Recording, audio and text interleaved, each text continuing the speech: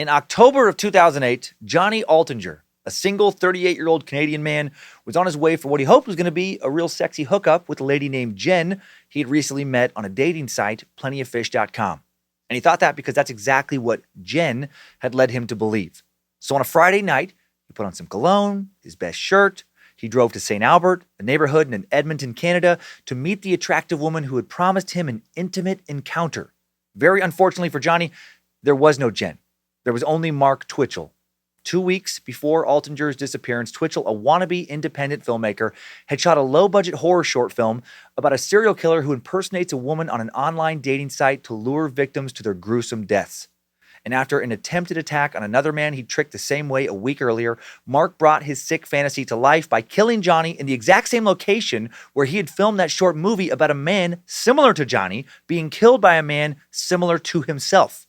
Life imitating one's own art in the worst of ways. Mark wrote out and filmed his murder fantasy. Then he carried out an actual murder fantasy on the same film set. Both the movie and the murder part of a new sick fantasy of his inspired by the Showtime series Dexter. Mark was obsessed with Dexter.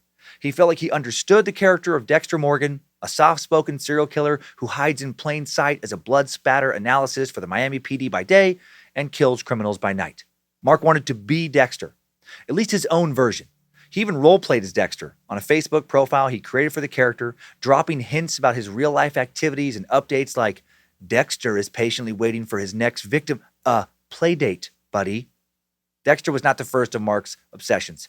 Previously, he had gotten really, really into Star Wars and spent thousands and thousands of dollars of both his own money and investors' money writing, directing, and producing a Star Wars fan film of his own creation that he thought would make millions, make him rich and famous. It would never be finished. And if it had been finished, it was not going to make anyone rich or famous because Mark Twitchell is incredibly delusional. Very strange man, terrible screenwriter, awful director, pathological liar with delusions of grandeur who tricked his wife into thinking he had a job for months while in reality he just drove around Edmonton trying to sell scripts no one in the actual entertainment business had any interest in. This pretender thought he was God's gift to showbiz, but in reality he was a sad, talentless, and eventually murderous wannabe. Mark thought he was a creative genius and he came up with a plan to literally kill for his art. He believed in writing what you know, and an obsession with Dexter led him to want to know how to kill so then he could write this true crime masterpiece. Or maybe just write a really terrible Dexter knockoff. And it would not be the first knockoff, he wrote. This story, like so many others I tell here, is so insane. Mark Twitchell is what I like to call a real piece of work. Real punchable douche, who I can't see you not hating early into this episode. By the end of this episode, everyone who knew Mark seemed to hate him, even his family. And that hatred so deserved. Let's dig into another true crime, super nerdy, incredibly lie-filled, Dexter-obsessed. Canadians are not always as polite as you think after all edition of Timesuck. This is Michael McDonald, and you're listening to Timesuck. You're listening to Timesuck.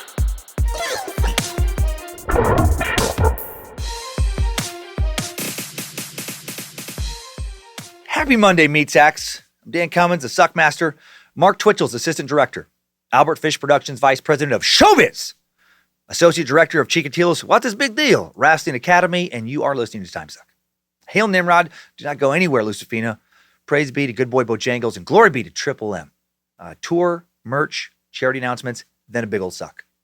Hoping I had as much fun in Cleveland on the Symphony of Insanity stand-up tour as I did my first night back to stand-up in Spokane. Holy shit. After a year and a half, I did not realize how much I missed the energy of a live show. Invigorating. All the laughs, the smiles. I wasn't as rusty as I thought I was going to be. Started off with some old bits, 30 to 40 minutes of new stuff, a few more old favorites, and it was a fucking blast. So thanks to everyone who came out to that show. Also grateful. Many shows have been selling out. I have Texas this week. All shows already sold out except for the late show we added this Thursday, August 19th in San Antonio. And then it's off to Helium in Portland, August 26th through 28th, recording this on August 9th. Some of those shows sold out. If you hear this and want to come, please don't wait to get tickets. Same with Philadelphia, September 9th through 11th. Funny Bone in Columbus, Ohio, September 24 and 25. Cobb's in San Francisco, October 8 and 9. More dates, tickets, links for all these dates at dancummins.tv. And last quick thing about touring, I forgot to mention last week, another current obstacle to meet and greets after shows in many venues is this very real labor shortage. Seems like every club, every restaurant is short-staffed right now, just across the country. In Spokane, I had to wait quite a while in the green room to get paid after the show because the poor general manager was waiting tables after helping seat people, then helping clean up the showroom after the show, which is not normal. She just cannot hire enough staff to properly run the room. Cleveland's capacity reduced a bit, not because of COVID, but because they don't have enough staff to serve all the seats. It's fucking crazy. I've never lived through a labor shortage like this before. So they certainly do not have the staff to help run a post-show meet and greet. They would want to murder me if I wanted to make them try and help me. Strange days, but at least right now, most of us are, starting to get out and about for the first time in a long time. Did not realize how much I needed to be out myself. The hermit, dare I say it, actually missed interacting with the public. 2 more quick announcements and then some show. The 4th round of the Bad Magic Street Team is live now. So go to badmagicmerch.com to get those stickers. They're free. There's only 500 sticker packs available, though.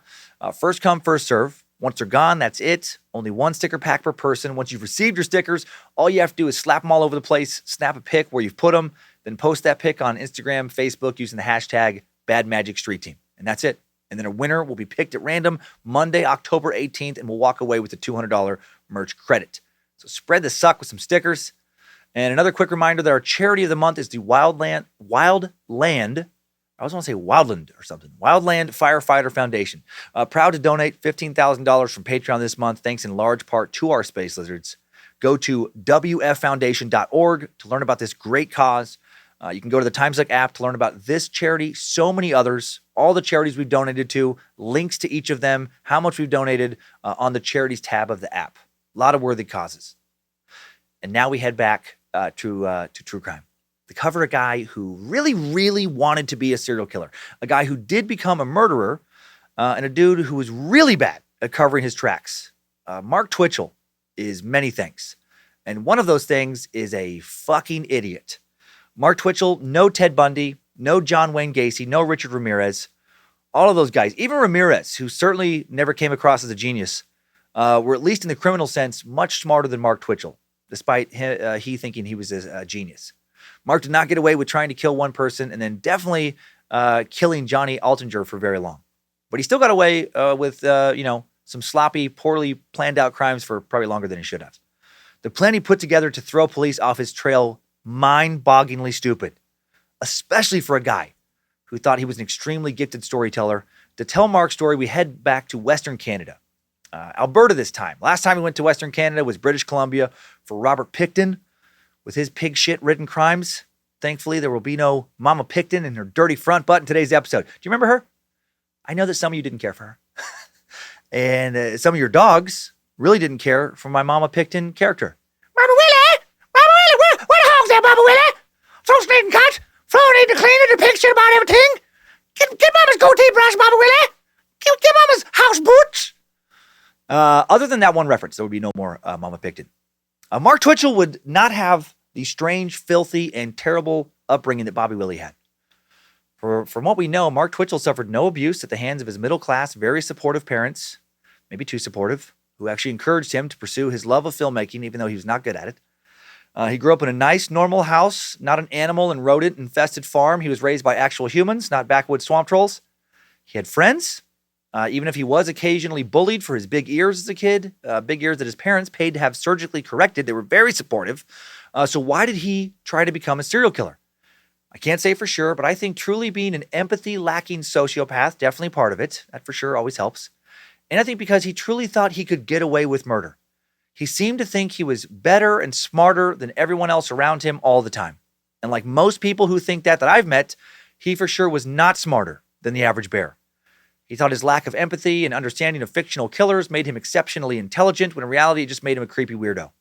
A lot of us enjoy films about or media about killers, right? Some of us can even relate to aspects of them, but most of us, thank God, even weirdos like me who have plenty of vengeance-filled murder fantasies.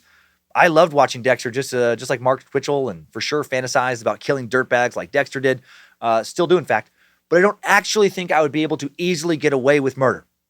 I'm aware that crime in real life tends to play out very differently than crime on TV. Almost all the serial killers we talk about here do get caught in the end. We tend to focus on the very rare few who get away with it, the longest, but they are the exceptions to the rule. On TV, bodies burn quickly. Police are often easily outwitted. Not so much in real life. Once the evidence starts to point to you, you don't often get to pull some kind of Hollywood escape.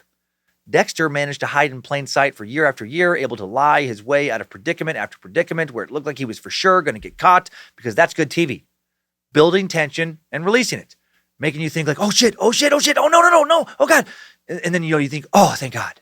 When the protagonist, works their way out of yet another jam. In real life, when you work yourself into an oh shit moment, it doesn't often end in, oh, thank God. It usually ends in like, fuck. This is not good. That's how today's story will for sure end for Mark Twitchell. And you will be so glad it does. The Dexter killer, certainly no Dexter Morgan. Let's get into it.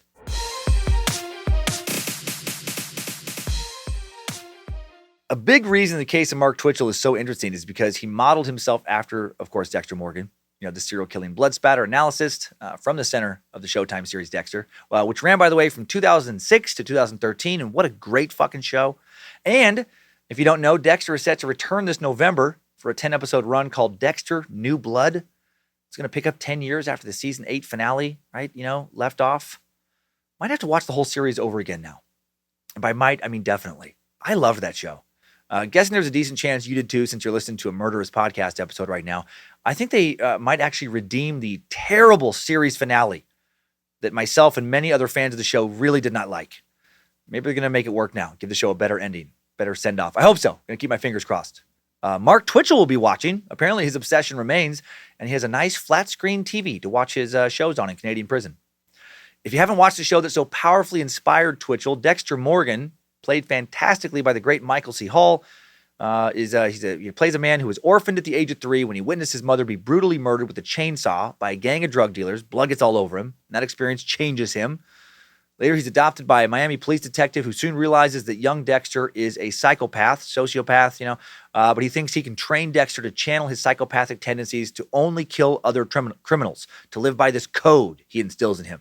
And in this way, he is successful. Dexter also has he has a pretty good reason because of this code for everyone he directly hunts and kills. Some of what he does lead to the deaths of innocent people, but almost 100% of the time, you could argue that who he kills deserves it if you're someone who believes in the death penalty. Dexter is extremely cautious and circumspect. He wears gloves. He uses plastic-wrapped kill rooms, segments the corpses, disposes of them in the Atlantic Ocean's Gulf Stream to reduce his chances of detection. Throughout it all, Dexter deadpans a lot of commentary via voiceover narration, putting viewers in the head of a serial killer, possibly helping them relate to them or to him. It's that semi-relatability that makes the show Dexter work, and also made it fairly controversial when it came out.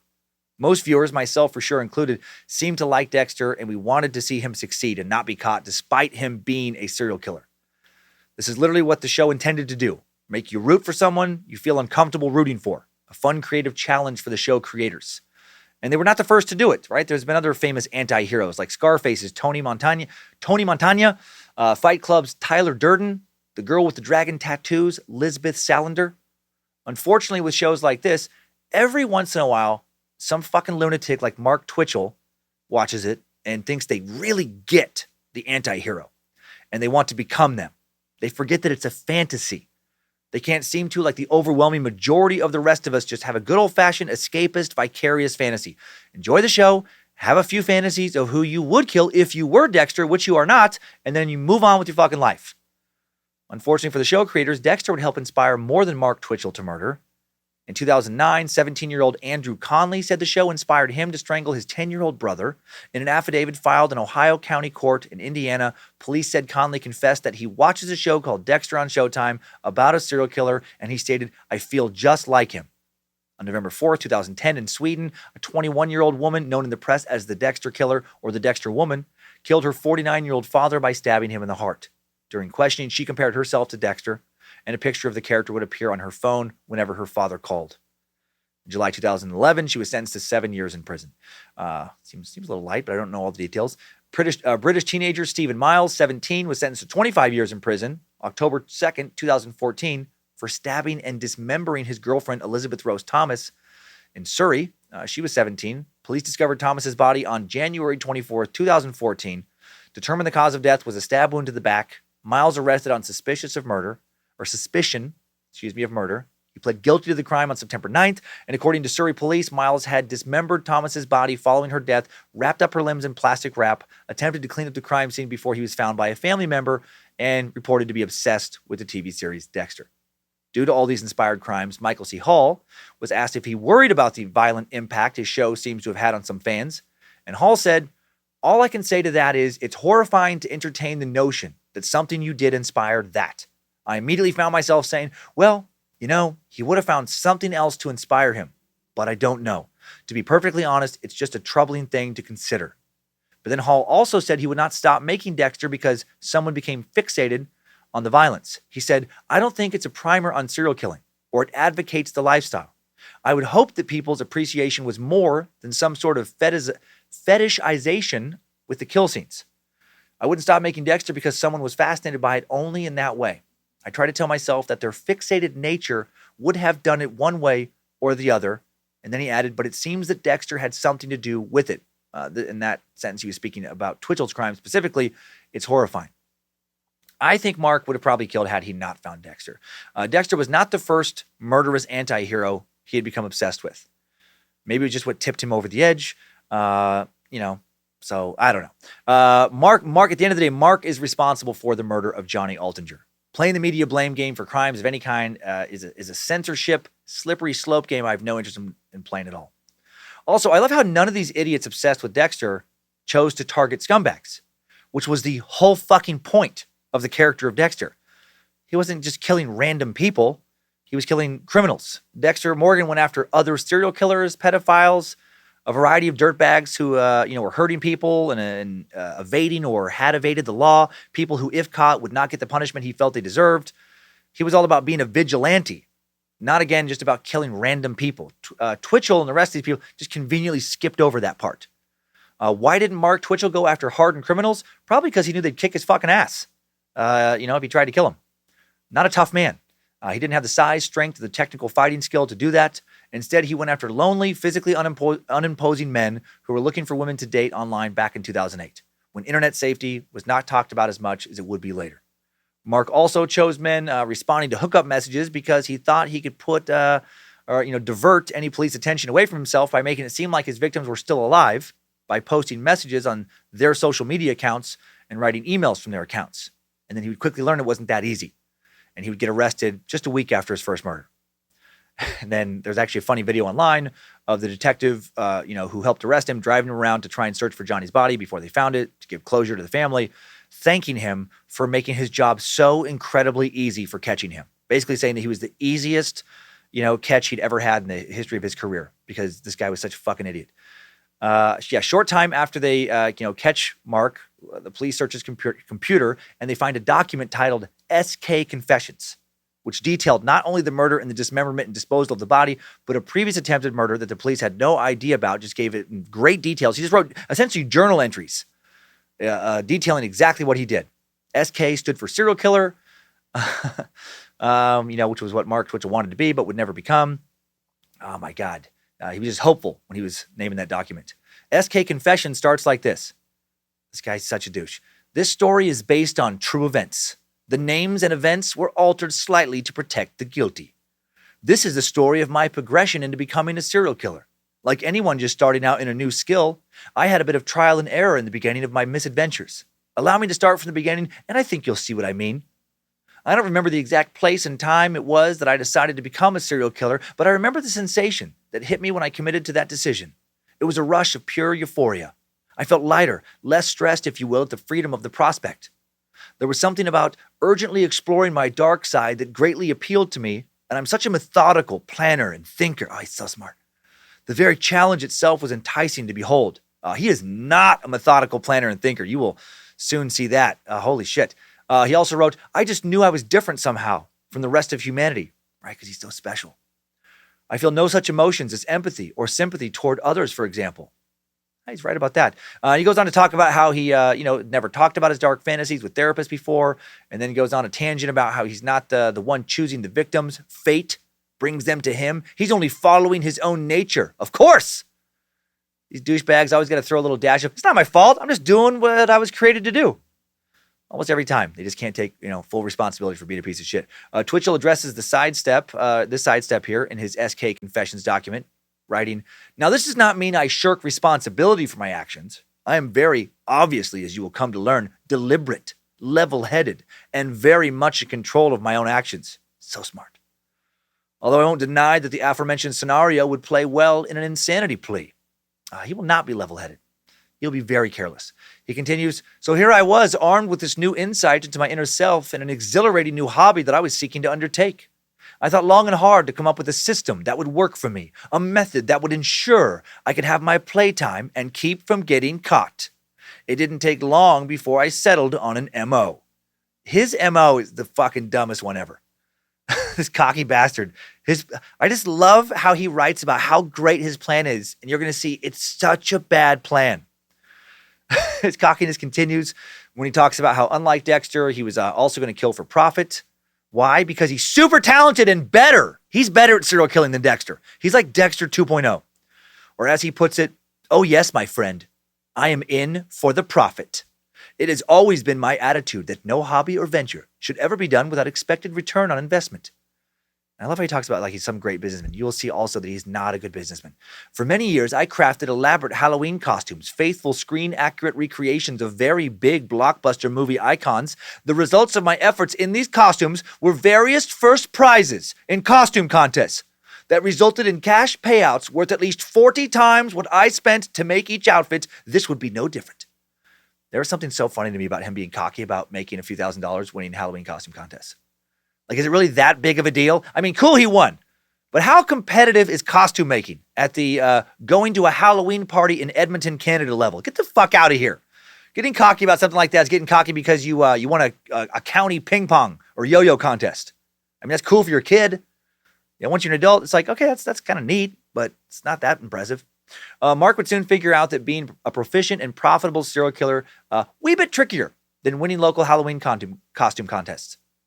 It was as if this guy actually, it was as if he won like one poker tournament where the only other players were his parents, and then he immediately made plans to win all of the World Series of Poker's main events. To me, that's like how he goes from this like winning costume contest. So, if I could win costume contests, of course I could be a successful serial killer. It's like he beat his little sister in a game of horse, and then immediately becomes convinced that just a few months later he'll be fucking dominating the NBA. So delusional. The word delusional describes Mark better than any other word to me. He's a maniac. He's so annoying to me, but fascinating, which is why we're talking about him today. And now I'm going to tell the truth about his chronic and pathetic lies in today's Timesuck timeline. Strap on those boots, soldier. We're marching down a Timesuck timeline. Mark Andrew Twitchell, born on July 4th, 1979, in Edmonton, Alberta, Canada. Let's talk a little about Edmonton, a city once nicknamed Deadmonton, according to several sources, although I never heard it called that while touring through Edmonton years ago a couple times. One of the northernmost cities in all of North America, 300 kilometers north of Alberta's biggest city of Calgary. Edmonton is the capital of the landlocked province of Alberta. It's North America's northernmost metropolitan area with a population of more than 1 million. Home to about 1.5 million now, it's called or was called Deadmonton for a couple reasons. Snowy winters take up about half the year, pushing everyone indoors. There's not much nightlife to speak of, or at least there didn't used to be. And since oil was discovered nearby in the 1970s and as oil prices boomed through the 2000s, Edmonton experienced a huge population boom in the form of young men looking for a good time, much like the Anchorage, Alaska of Robert the Butcher Baker Hansen. Once the oil industry started booming, Edmonton became seedier, a place to make a quick buck and have a dirty weekend. Of course, this is not to say that Edmonton is just a nightmare. In 2005, a record year for crime in Edmonton, when the city was home to roughly 1 million people, there were only 39 homicides. To put that in perspective, New York City during that same year, when about 8 million lived there, had 537 homicides. 8 times the population, almost 14 times, as many homicides. Also, Mark Twitchell would never have anything to do with Edmonton's seedy side on any level. He is easily the nerdiest killer we've ever looked into. And the city of Edmonton did not play into his crimes at all. He could have done the same thing anywhere. From an early age, Mark showed a passion for costume making, performance, and fantasy. His parents both of them encouraged his creative pursuits. His mother, Mary, career graphic artist, so, she was a talented, creative person. His father, Norman, or the Normster, as Mark would call him, a maintenance worker for one of the city's downtown office towers, steady job, good benefits. Both Mary and the Normster had grown up on on Alberta farms outside of Edmonton, got married in their 20s. By the time Mark would be arrested, they would have been married for over 3 decades. And I have to imagine they regretted having Mark for his son for at least, 2 of those decades. Mark has one sibling, a sister Susan, who's 4 years younger than him. Tall, active in kickboxing, skiing, and mountain climbing growing up, very smart. The Twitchell family used to watch Star Trek Next Generation after dinner, which led to Mark calling his sister Q as a nod to one of the show's omnipotent genius characters. No surprise to the family when she decided to pursue a successful career in engineering. The family lived in a 1950s single-story home on the on the edge of the Killarney suburb, across the street from a nearby Catholic school where Mark and his sister went to school. So they had, very nice kind of middle-class lives for the most part. Mark seemed like an ordinary kid, if a bit picked on for his nerdiness, like many kids. Before blossoming into a socially awkward, super annoying dude, he was a socially awkward, super annoying Catholic schoolboy with reddish-brown hair, big glasses, and ears that stuck out. It infuriated Mark that his classmates mocked his appearance instead of adoring him. He also seemed to think he was a fan-fucking-tastic, human being, could not understand why others did not recognize his greatness immediately. He always had a very healthy ego that way. He convinced his parents to get him corrective surgery to pin his ears back so his classmates would take him more seriously and respect him. But then after the operation, still mocked. Because, the operation didn't take care of him being an annoying little fuck. It was never about the ears. It was always about what lay in between those ears. A social outcast for the majority of his early childhood, he often retreated to his parents' house where he and a friend, possibly his only friend, would fool around with the video camera and make up stories. His first so-called film was a compilation of various skits and short films that he and his little buddy did, most of which used established concepts from existing shows, changed them slightly to make them his own, like parodies. That's something he'll never outgrow. He will consider himself to be a creative genius, but never seems to have an original idea. One of his early ideas was a parody movie trailer for the comic book, Judge Dredd. Twitchell turned him into Judge Fred of the Flintstones. This is probably the best thing he ever did as a kid. "I am the law," Judge Fred shouted into the video. "Yabba dabba doo." Later skits became more violent as he grew up. A parody of Wheel of Fortune became Wheel of Torture. Contestants spinning the wheel to determine which painful scenario they'd be subjected to next. That might actually be his best project. Both of these projects more creative than his later projects. And I got to say right now, young Twitchell reminds me of a young someone, an often angry nerd with dark comedic leanings, someone who grew up watching a lot of sci-fi, who also got bullied a bit, someone who made jokes about torturing others. He reminds me of my dad. JK. Reminds me of me. Ay caramba! Twitchell's friends saw their little movies as a fun pastime, but to Twitchell, their filmmaking was serious business. He was now and forever a filmmaker, at least in his mind. He was a creative force to be reckoned with. He thought he was so creative, he invented his own terminology to describe his powerful creative force. When Twitchell felt inspiration strike, he described it like a rush of blood to the head, something he began calling his ICG, internal creative genius. He actually told other people about this. When it hit, he had to be left alone. He had to keep writing, filming, drawing, because his mind was flooded with so many new great ideas. Or, more accurately, his mind was flooded with other people's ideas he convinced himself were his own. Twitchell began writing so frequently that his friends and classmates thought he was obsessive compulsive.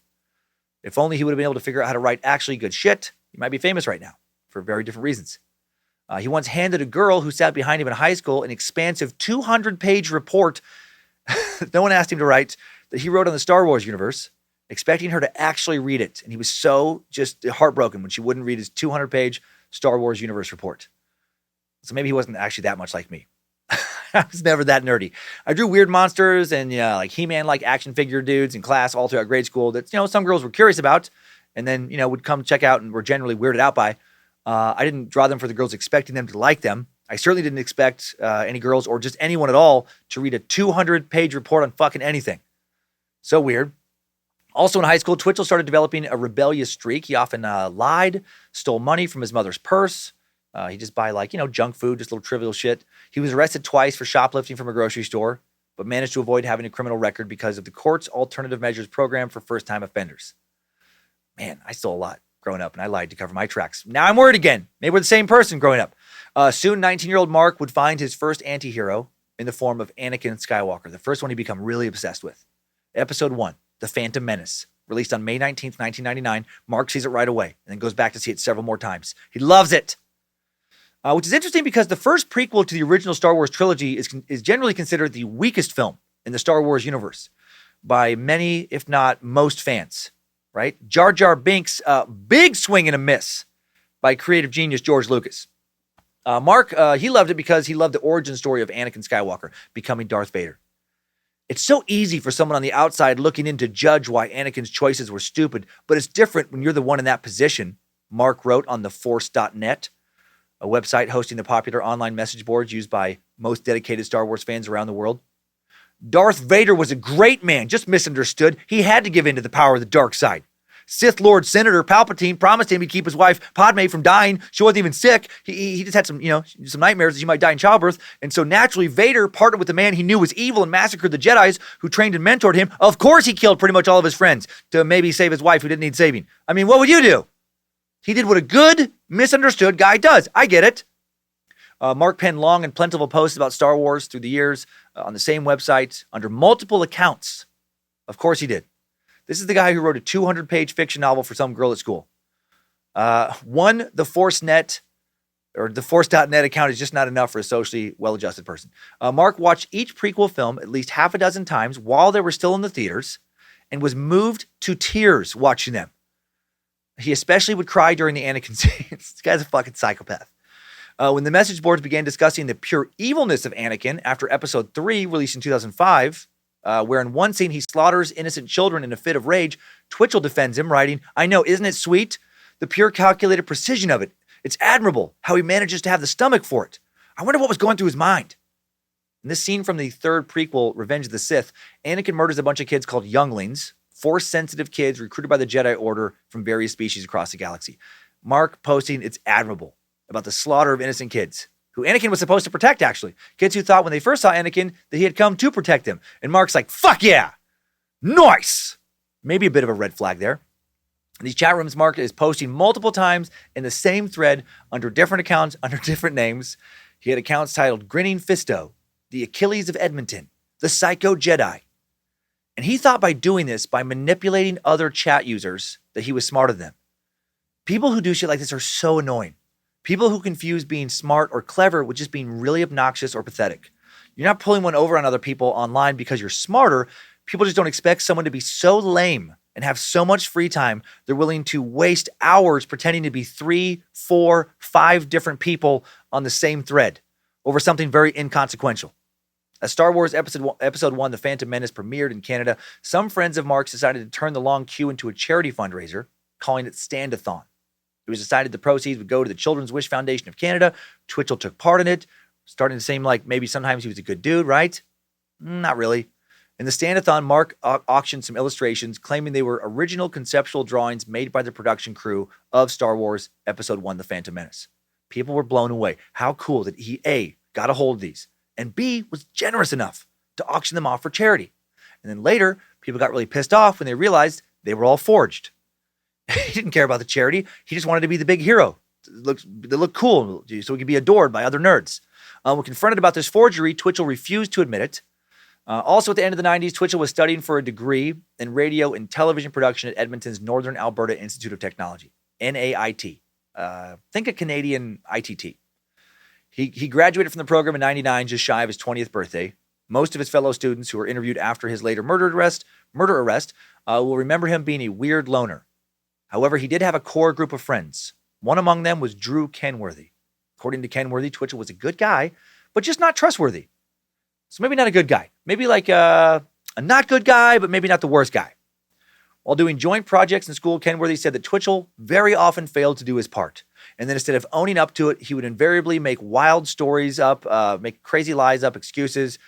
He lied unnecessarily, continually, and not convincingly, according to Kenworthy. So was he a good guy?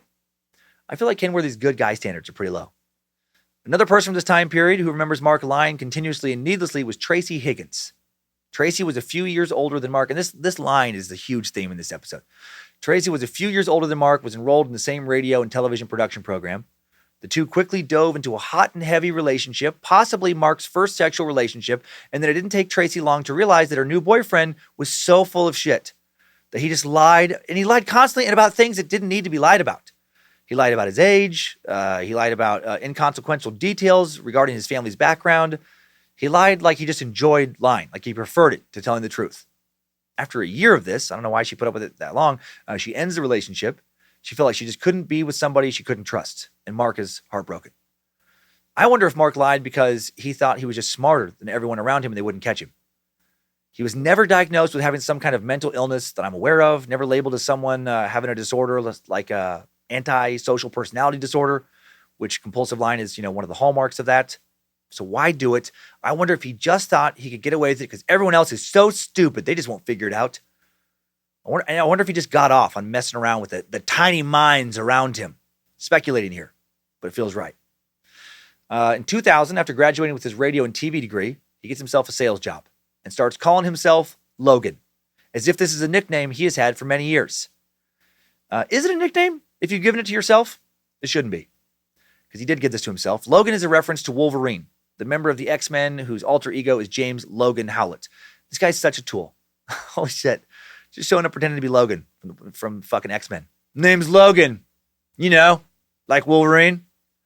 Not sure why people started calling me that, Might be the muscles. Might be the mysterious hero kind of badass vibes, that a lot of people say I give off. All I know is I just gave up on my real name because so many people just started saying stuff all the time. Like, hey, can I call you Logan? You remind me so much of Wolverine. It's like the character must be based off of you, since you are like a real-life Wolverine, only cooler. I want to give Twitchell a different nickname. How about Bitchell? I feel like Bitchell suits this tool more than Logan.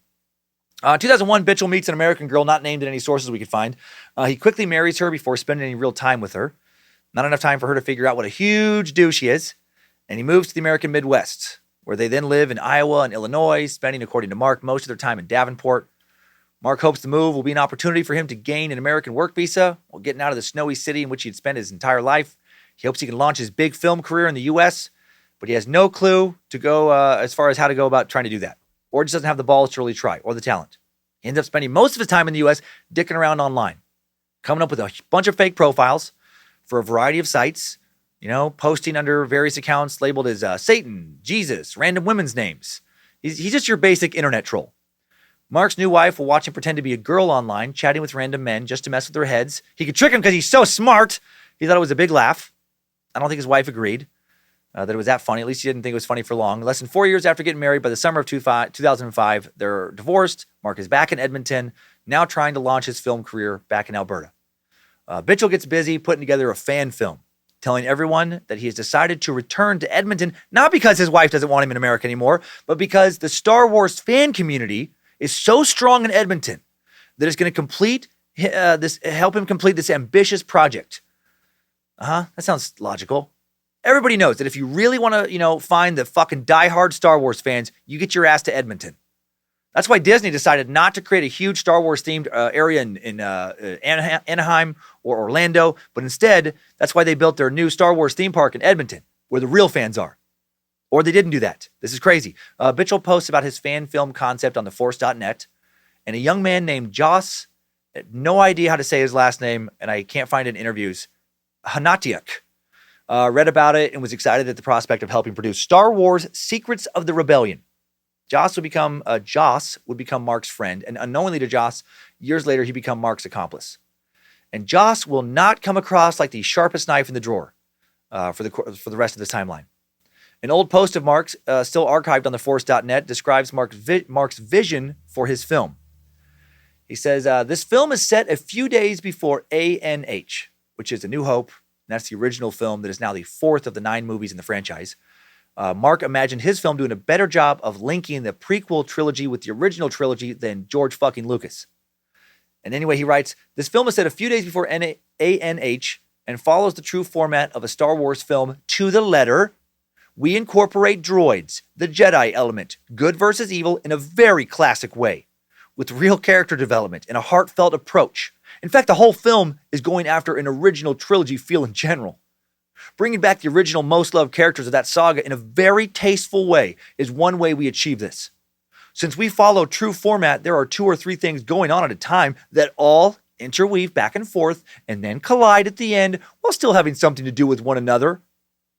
We tell the story of how Han Solo set the Kessel Run record, how he names his ship as well as revealing why he had to ditch his cargo.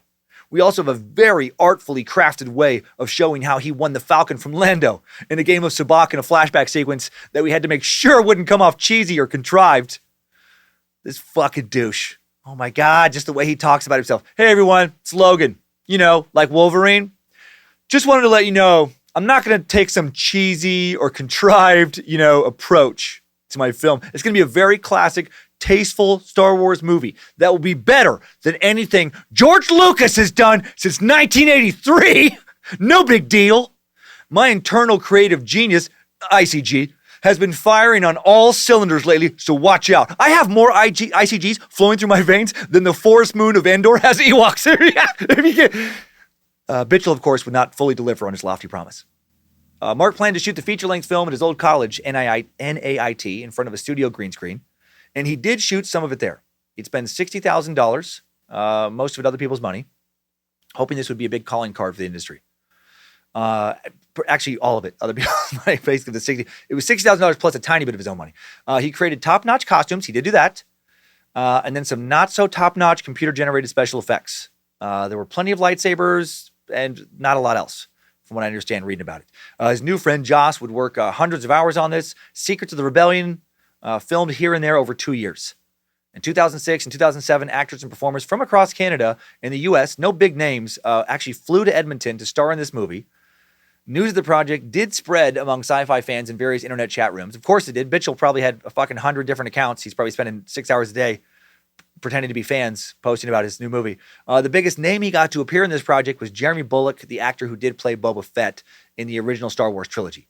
He convinced Bulloch to make a brief cameo in this fan film. And no offense to Bulloch, longtime actor who died in 2020 at the age of 75, he was not a big acting name.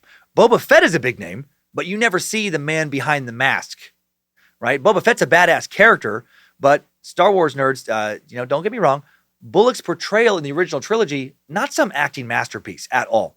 His best stunt, from what I can tell, is just when he fell into the sand pit, the great pit of Carcoon, quickly rolling into the mouth of the Sarlacc and just being eaten. And it was just a basic roll down the sand. And Boba Fett was Bulloch's most notable career role. Not trying to disparage Bulloch, just saying this to demonstrate what Mark's film was. It was not some star-studded major production by any stretch of the imagination. It was never finished and released. You can find some behind-the-scenes pictures and a bit of behind-the-scenes video footage online, and it just comes across like a very so-so student film that a small crew, worked hard on, but maybe weren't destined to become actual players in the business.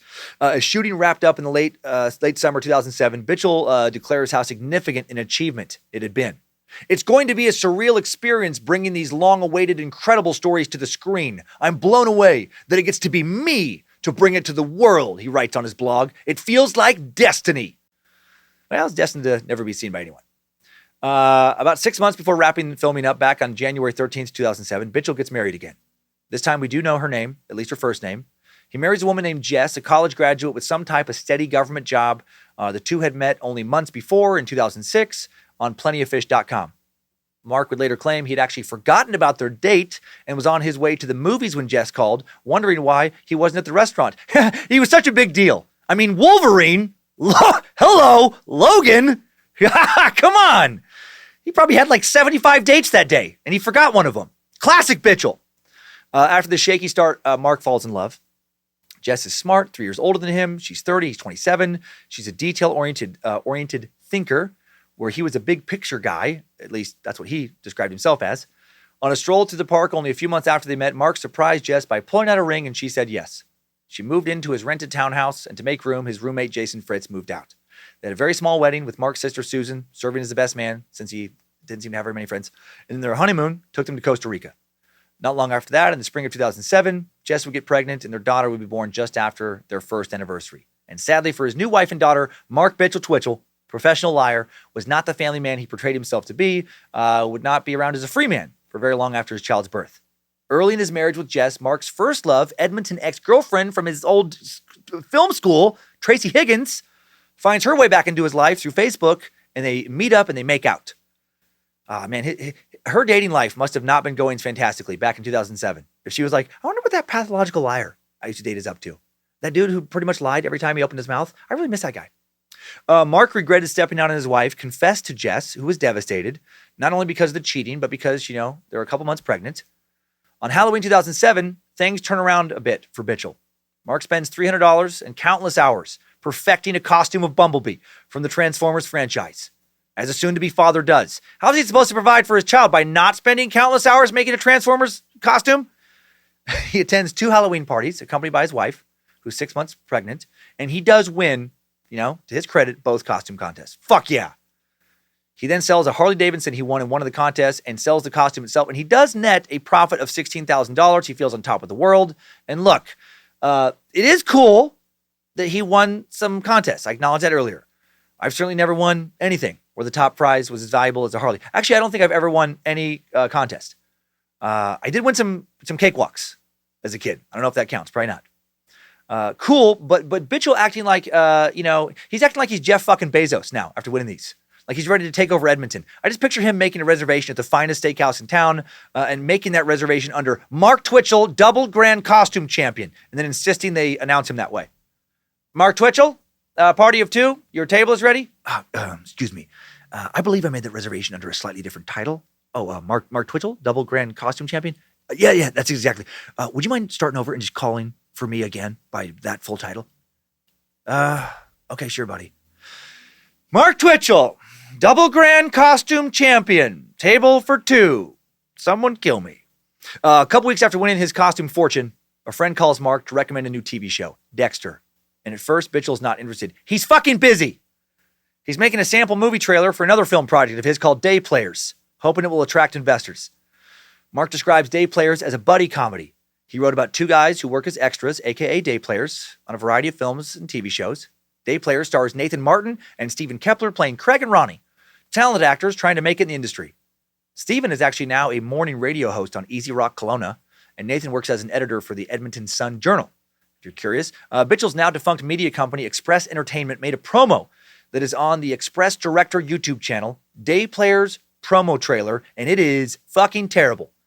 It is lit horribly, shot on one camera that seems to be poorly held. It's not bad enough to be so bad it's good. It's certainly not good enough to attract investors. It's the worst thing I think a creative project can be. It's boring. Let's listen to 2 minutes and 40 seconds of glory right now. Okay, people, settle down. We're rolling in 5 minutes. Just like short breaths first. Sure. You're not going to Lamaze, right? Oh, okay. It's just simple short breaths because you want to keep yourself. So the camera's on these 2 guys sitting at a table, eating a meal, and they're just like, background extras in a scene. And obviously they're, taking it way too seriously and just getting way too into it. Nose check. Nose check. You got anything? Nothing. Nothing? No. Dry skin? Every year, the film industry employs thousands of actors, Fine. it says on Teeth are a screen. little- It's good. What about sniper? No. Good? Good. Okay. Right. Because they're gonna. Of course, they're looking at me. One guy's looking up the other You're guy's the man, nose for too. boogers. We're both men. Now they're drinking water and swishing it around their mouths. You gotta stretch. We're gonna be Okay. sitting here for hours. How much wood could a woodchuck chuck? If a woodchuck could chuck wood. Dang it, I can't I get beat it. you again. God, the chemistry these guys have. Great. What's our backstory for this? Some actors get speaking roles, it says on screen. I like it. Okay, that's good. That'll work. Are you feeling good? You feeling Some good? may You even feeling become good? stars. I can't get any more warmer than this. So we're calm now. Calm. Be Calm. Energy down. Focused, but down. Okay, they're slapping each other's hands away from their I'm food. excited. You're excited. I'm ready. You're ready. My lines have been rehearsed. Okay, That's good. Roll camera. all they need is one breakout role. Action. So, I talked to Amy this morning. Man, what's Amy up to lately? I don't know. I was gonna ask you the same question. Why would I know what Amy was up to at all? Weird. She told me what you were up to. I can't remember. I don't know why she would know that. I can't remember the last time I saw Amy. It was definitely not last night. You didn't see her last night? Uh-oh. No. Not at your apartment? Where's this leading? Well, I mean, you know what? Yes. Oh! Yeah. You know what? Oh. Yeah. I was. Well, okay. Amy is my girl! Oh, man. Broke up with her, jackass. Gosh dang. So? That doesn't give you the right to... And now the camera pulls back. And now it's revealed that they're in the background. And now this is Mark Twitchell speaking right here, playing the director. Guys, can you keep it down back there? We're trying to keep the audio clean for the take. I don't want to have to do this 16 times. Okay. Sorry. And it says, All right. this story is not about Right. them. Okay. Big director guy. Ooh. Guys are talking shit about the director. Oh, Day oh, players. I felt it. I was there. My heart's still pumping. I totally caught you off guard, You too. did. I didn't even see Oh, it. yeah. And it was just like, rah, right there. Coming soon. Nope. And here, listen, is that the worst thing ever? No, it's not. But Jesus Christ. I mean, this is something he worked on for months and then create like this promo, video. Like that wasn't improv between those actors. That was actually like, a script that Twitchell had scrutinized for fucking like apparently around like 2 months. Get the fuck out. That's the best you could come up with? Is this long, slow build to revealing like they're in the background? And like he thought this was going to make him millions. Oh boy. Back to Dexter. In late 2000, early 2008, a friend gives Mark a DVD with all 12 episodes of the first season. Twitchell gives in, he ends up watching it, and then he loves it, watches all 12 episodes in 4 days. Season 2 is finished airing that December. Mitchell watched it as well, then bought the Dexter series of novels by Jeff Lindsay, which had inspired the TV series. He reads about how Dexter Morgan, wore a silk mask to hide his identity from victims. He makes mental notes. In January 2008, Twitchell becomes a father. He and Jess settle on the name Chloe. Jess lets her husband pick one of their daughter's middle names, even when she learns that his choice is taken from the expanded Star Wars universe, Jaina, daughter of Han Solo and Princess Leia. Chloe Jaina Twitchell, which does sound very nice, actually. Better than Chloe Anakin or Chloe Vader. Despite not getting any funding after making a little teaser for Day Players that we just listened to, crazy, Mark goes forward with this project, spends a lot of April and May of 2008 working on a script for the actual pilot episode. And now to make this even worse, this Day Players thing I played for you, did I mention how similar to the British sitcom Extras starring Ricky Gervais Day Players is? And by similar, I mean he just blatantly fucking ripped it off. Extras has a 2-season run that finished airing in 2005, wrapped up on December 27th, 2007. Mark's promo for Day Players uploaded to YouTube December 20th, 2007, right? Just 1 week before. Not a coincidence. He was more than inspired by Extras. He recycled almost the exact same idea, right down to Gervais' style of fast-talking comedy, which he doesn't pull off well there. Doesn't execute it nearly as well. Dude specializes in poor imitations. He tried to make a poor imitation of a Star Wars movie. No one fucking cared about it. He tries to make a poor imitation of Extras, and soon he will make a poor imitation of Dexter. Extras follows the lives of Andy Millman, his platonic friend Maggie Jacobs, and Andy's substandard agent and part-time retail employee Darren Lamb as Millman muddles through life as an anonymous background performer who eventually finds success as a B sitcom star. So Mark took that idea and then, just made it less interesting and funny. Also, after filming the promo piece and becoming obsessed with Dexter, he starts to infuse a bunch of Dexter-type violence into this buddy comedy. In the script for the full pilot, he makes a lot of references to slit throats, duct tape, being restrained to a chair. Like whatever he's into just bleeds into whatever he's writing. In an early scene, a woman complains about a man who had deceived her with a fake online dating profile. I wish I could find a copy of the script online, but according to one source who claims to have read it, it is filled with corny, generic, really not funny jokes. And then Dexter-type violent references. Maybe it goes, something like this, right? Like there's a scene where the killer has his victim tied down in the kill room that looks exactly like Dexter Morgan's kill room. And then the killer is saying, "Looks like you just got catfished, eh?" And the victim's like, "Please, just let me go. Please, I won't tell anyone." And then the killer's like, "No can do, buddy. This cat scratches." Stab, stab, stab. And then Mark's killer character breaks the fourth wall, speaks directly into the camera.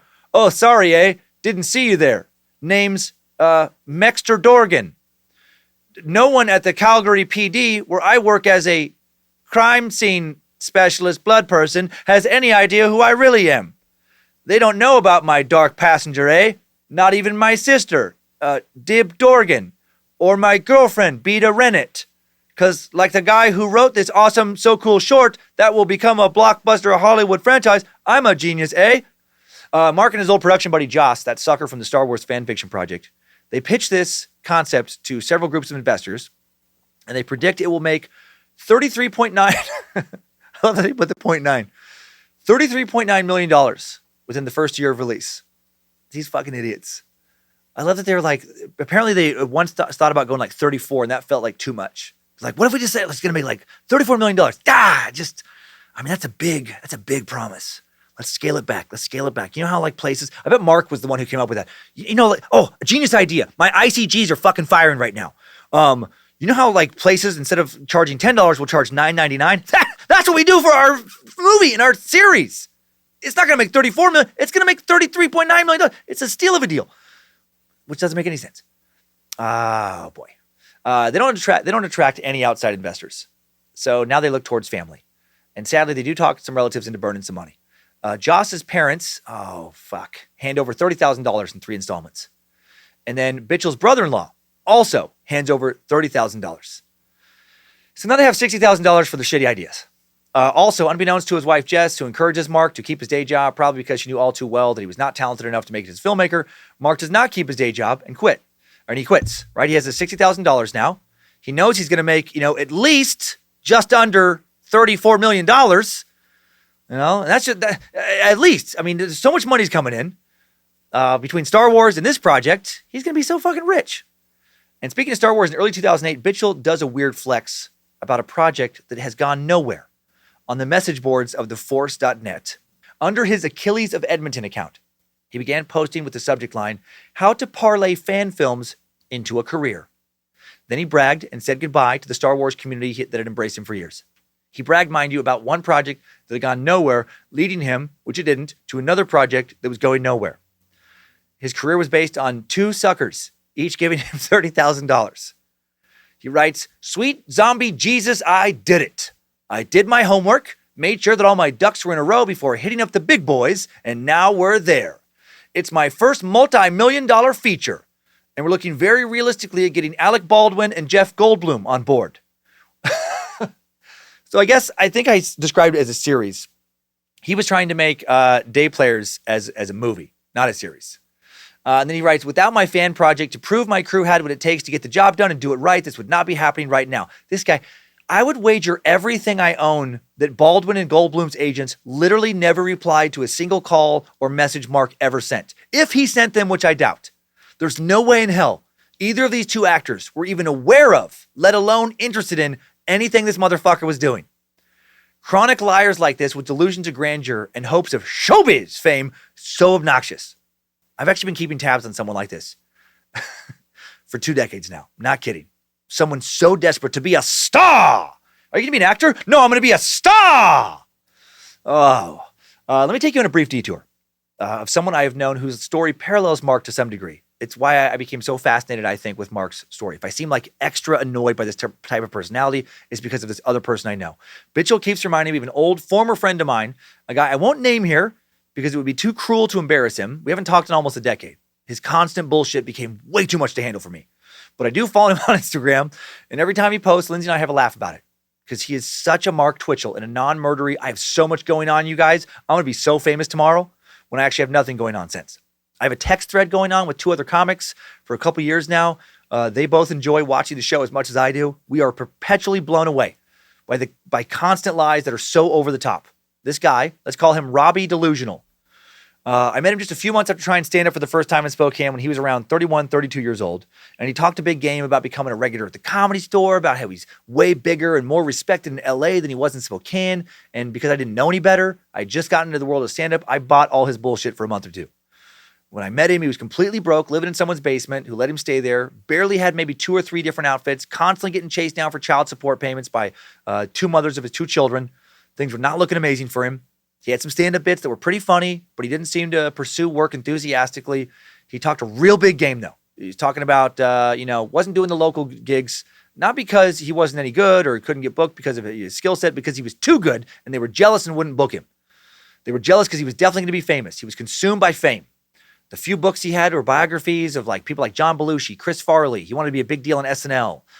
He had Johnny Carson's biography. He wanted to be the host of The Tonight Show, but had no plan to get there.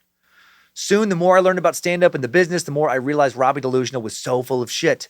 He would claim to get mysterious bookings from bookers no one else had ever heard of for more money than any other comic would get at that level. Then I'll never forget him telling me one day, talking about why he didn't marry the mother of his second child, that 2 poor people should never get married. And then no more than 6 months later, he's dating a woman who is the heir to a local fortune. They're still together. The relationship has never seemed genuine to me. She's different. Based on who Robbie Delusional was attracted to before and who she is, I don't want to be mean, but there's a very wide gap between the two. The only difference is she has a lot of money. I 100% think he married her for her money and for what that money could do for his career. Suddenly, Robbie Delusional, flush with cash, is taking trips to LA and, bringing back wild stories. Talks about getting work on this sketch comedy show. He did get work as an extra.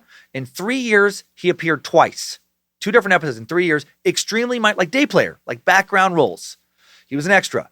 Who can afford to continually hang around day after day, week after week, month after month, and always be available for extra work that rarely materializes? Someone who never has to make money because someone else is bankrolling them. And then he tells the local Spokane media he's a full-fledged cast member on this show, and he gets a front page write-up in the paper. He gets a gig based on that front page write-up. And he's telling everybody big things are happening, projects around the corner, big-time manager, all lies. Even though his wife bought him a house in Burbank, he messed up and told me the truth one time about her buying it. He tells other people that he's now he was able to buy that because of all the money he's making doing all these secret projects. And he does pop up on some VH1 shows. And I did some of those VH1 shows, and they pay nothing. They're non-union. If you're not a star, which he definitely was never a star, you never would make more than like a couple $100 for like each taping. There's no way you could make more than $5,000 in a year. Definitely not buy a house in Burbank money. And he's done nothing paid since in years. He doesn't tour, doesn't have a job. He's roughly 50 now. He has starred in one film festival film that was a short film, something like Bitchell would have written. It's like a 15-minute submission when you star in those. And he was like $6 billion. I say star. You get like a couple $100. And then he went into all these like red carpet premieres for film festivals that happened to showcase that film because he would pay him, his way to go there, but then act like they invited him and were paying him. He talked his way into getting a key to the city being based, like where he grew up, which I can't also say. So many fucking crazy lies. He literally just posted just today, as I was recording this on social media, about how he just got a haircut because big things are coming soon. Big TV project, getting ready to announce it. He's been saying that kind of shit for over a decade now, and they never materialize. He's a Mark Twitchell, someone who confuses how admirable it truly is to pursue your dreams. I'm all for that. Fucking go get it. With living a lie and pretending you have made it much, much farther towards your dreams than you actually have. That is so sad and troubling and just pathetic. And it helps no one. Be honest with yourself. Living a lie just leads to more lies, to detaching yourself further and further from reality, which actually lowers the odds, ironically, that you will achieve the dream you're lying about in the first place. Facing painful truth is a much more powerful agent of change than nonstop denial and bullshit. Bitchell's lies did not lead to any filmmaking success, just like Robbie Delusional's lies have led to zero entertainment success.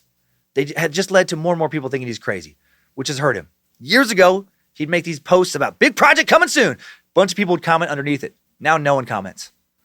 It's just so sad. Had Bitchell not been arrested for murder, I am certain he would have ended up like my old friend, right? Just a dude who posts weird shit that people are like, God, come on, stop.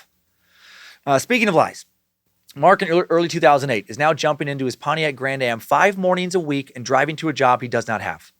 Instead of going to work, he cruises around aimlessly, daydreams, sometimes ends up at a coffee shop where he quote unquote works on his scripts, fiddles around his laptop, doesn't actually do much, makes some cold calls, trying to line up investors, talks to friends about what a big, showbiz producer he is to make the other people around him who can hear the conversation on the phone think he's super important.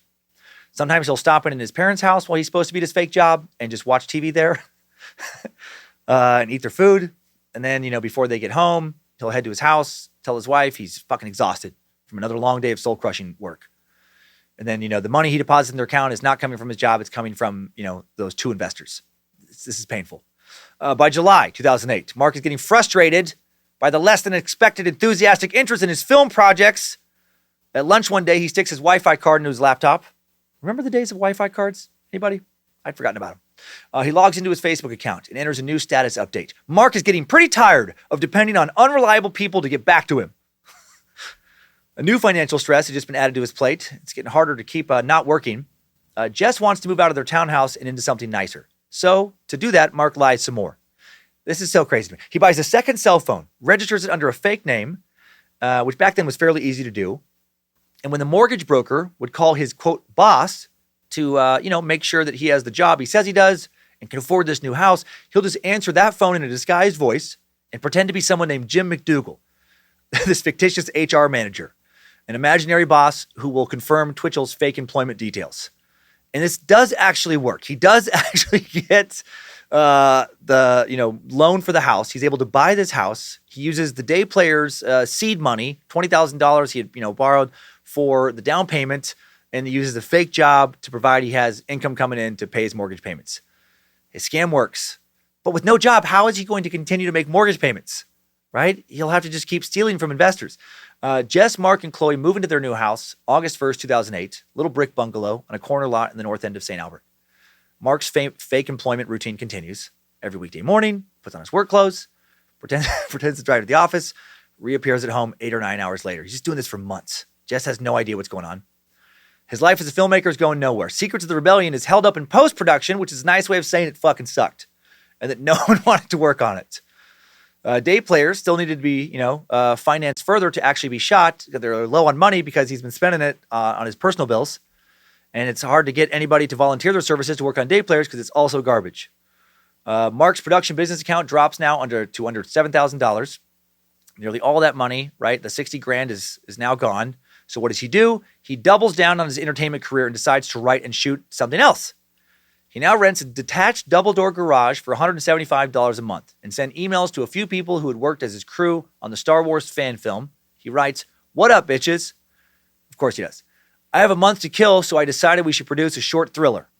This one is about a serial killer who gets his kicks from taking out people who think they're getting away with something. The shoot dates are Friday, September 26th and Saturday, September 27th. The actual main portion of the short will be shot in a garage I've rented at 5712 40th Avenue, which has power but no heat. So if the weather is being nice, great. If it's a bitch, we'll bring space heaters." Fucking killing it. "Look forward to having some fun. Mark Twitchell, Express Entertainment." His email to the crew also included a description of his desired special effects. "I need a severed ear. And there's one shot I'd like to get of the victim's decapitation. The more realistic, the better. It's a darkly lit scene, so minor detail is not as important as overall weight and trajectory of the head falling from the body and the believability of the blood spurting afterward. The shot I have in mind is practically a silhouette of the victim." Did I mention he's more obsessed than ever with Dexter now? He is. On Friday, August 29th, Twitchell drives to the U.S. border, a 7-hour drive straight south that ends at the mouth of ends at a security checkpoint. He planned to drive to Montana to buy props and supplies for this new horror short. He told Jess he had been hired to direct and produce a music video down in the States. And then, again, a lie, of course. And then he tells the custom officer the same lie about the music video, who then asks Twitchell if he has a work visa to work on this video. And he doesn't because it's nonsense, and he's refused entry. He tried to bluff the wrong person. Like, you can get away with telling your wife shit, you're not going to get away with telling a customs officer. So Mark now heads back in the direction he'd come, reaches Calgary a few hours later, pulls into a hotel. There, he surfs the internet until he finds a stun gun he was looking for, sold by a seller who could ship it to Canada. His secret weekend in Calgary includes a variety of online purchases, a meat cleaver, a pair of handcuffs, software to prevent tracking his internet activity through his web address. If it feels like some of this does not have to do with anything, or it doesn't have anything to do with shooting a short film, it's because it doesn't. He's also preparing for a murder. In August of 2008, Mitchell has decided to do some method, acting preparation for his Dexter knockoff. A few days after he gets back from Calgary, Jess catches him on AshleyMadison.com, a site where married individuals meet singles looking to have illicit fun together. This site, founded in Canada in 2002, actually claims to currently have about 60 million users, which is disturbing. Its founder, Darren J. Morgenstern, founded it with the slogan of "Life is short, have an affair." What a nice business to be proud of. Jess confronts Mark, who tells her that he's working on an article about married men and being on the website was research, which was not true. He wasn't looking for women to have an affair with, though, either. He was looking for murder victims. On Saturday, September 17th, Twitchell, his crew, a few actors he found online through casting call websites, arrived at the detached garage he'd rented and converted into a makeshift film studio. And they spent 15 hours over the weekend making a short film. His crew had already built a set, and together they were going to make House of Cards, is what they were calling it, an 8-minute short film inspired by Dexter. For a guy who still thinks of himself as a creative genius, dude has no original bones in his body. He's making a Dexter knockoff, naming it after another existing show. The original BBC House of Cards came out way back in 1990. Like in Dexter, the killer in Mark's copy used duct tape to restrain his victims on a large table inside a kill room, lined with plastic sheeting to make the room easy to clean and prevent forensic evidence from seeping outside. Victims were dismembered and tossed away in garbage bags. Like Dexter, the killer got away with it because it was fictional. Mark was real deep in his Dexter love now, having watched both the first and second seasons over and over. Read all the books, right? One of the most inspiring pieces I've ever seen as an artist, he wrote in an email to an American film contact. Probably someone as delusional as he was. Maybe he's writing to my old friend. Engaging does not begin to describe it. Mark was now even role-playing as Dexter Morgan on Facebook, right? He'd opened an account under the fictional character's name, included more than a dozen photos of stills of the show. He was gathering online friends who seemed to like that he pretended to be Dexter. Mark would communicate with his followers, responding as Dexter. In his short film, Bitchell made a few changes to Dexter, creating a version of the killer who wears a modified hockey mask, who targets married men by pretending to be a woman on an online dating site. Where Dexter goes after killers, Bitchell's Dexter goes after cheaters, which seems a bit extreme. And in real life, he wouldn't even do that. In real life, he would just go for single guys, hoping for a fun date. The killer convinces men to meet the woman, quote unquote, at his home. When they show up, they're attacked from behind, duct taped to a cold metal chair, bolted to the concrete floor. Then the killer tortures them into revealing their personal banking information and social networking passwords. They're then brutally killed, dismembered, body parts stuffed into garbage bags. In another twist on Dexter, Bitchell's fictional killer is able to get away with the random horrific murders by convincing everyone that the victims are still alive. He uses passwords extracted by torture to send messages from their accounts, writing that they're just on an extended vacation that they told no one about. The killer explains in the script, they'll just assume you ran off with one of your hussies and decided not to come back. Bam! That's the Oscar line right there. And in the script, this works. In real life, you'll find out not so much. A young man named Robert Barnsley flew across Canada from Toronto to play the killer in Mark's movie. He was excited about the prospect of a $30,000 paycheck that Mark had promised him that he will never receive. Mark has about $5,000 to his name at this point. He won't pay this guy anything. On the film set, inside the chilly detached suburban garage, the 20-year-old actor a bit freaked out when he realizes most of Mark's movie props are not props, they're real weapons.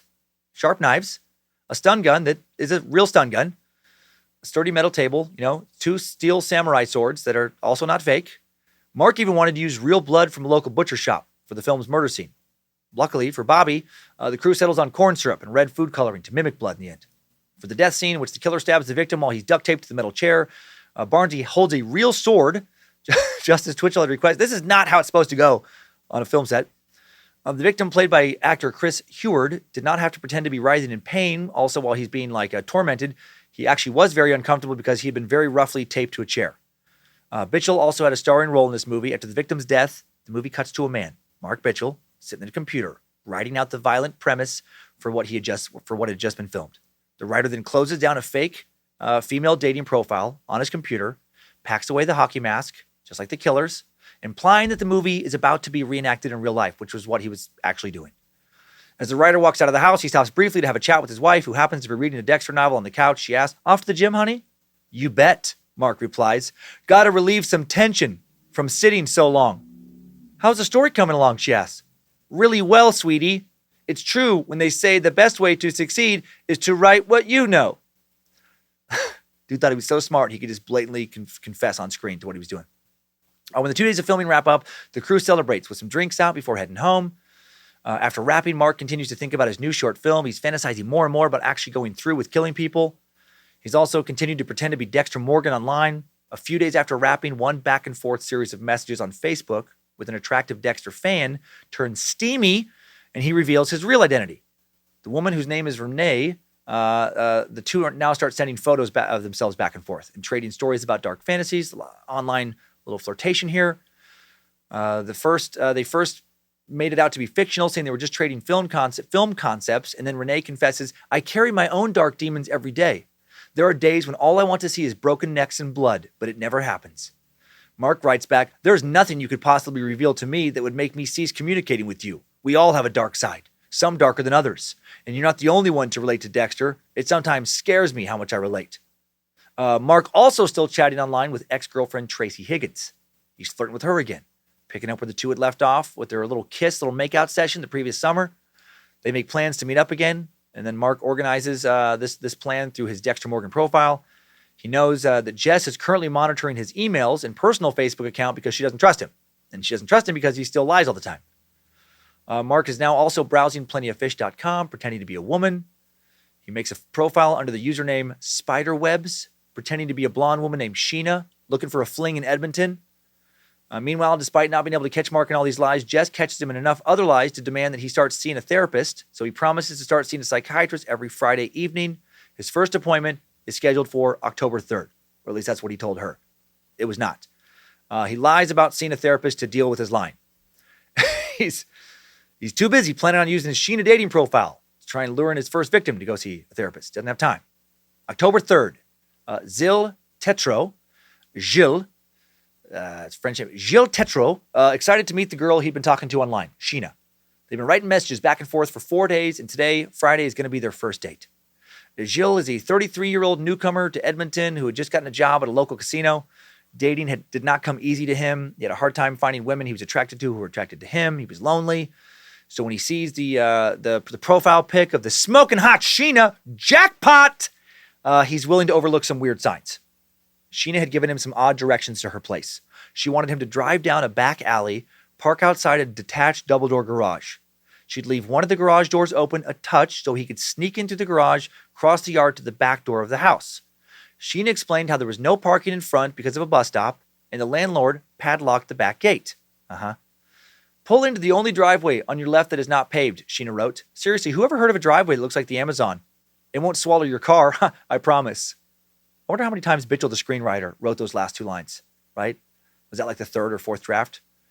You know, he's thinking them out. Seriously, whoever heard of a driveway that looks like the Middle Earth's Mirkwood? I'm not a hobbit, I promise. No, too smart, Mark. Stupid Jill probably isn't a Tolkien fan. Not as well read as I am. How about, seriously, whoever heard of a driveway that looks like the Black Forest of Schwarzwald? I promise I'm not a bloodthirsty witch. Brilliant! A Hansel and Gretel reference that also spells out impending doom. Fucking genius, Mark! But what if he won't get it? Alas! I must dumb down my message for the uneducated masses. I'll save it for a script. Meanwhile, across town, Mark spends the day getting ready, psyching himself up for premeditated murder.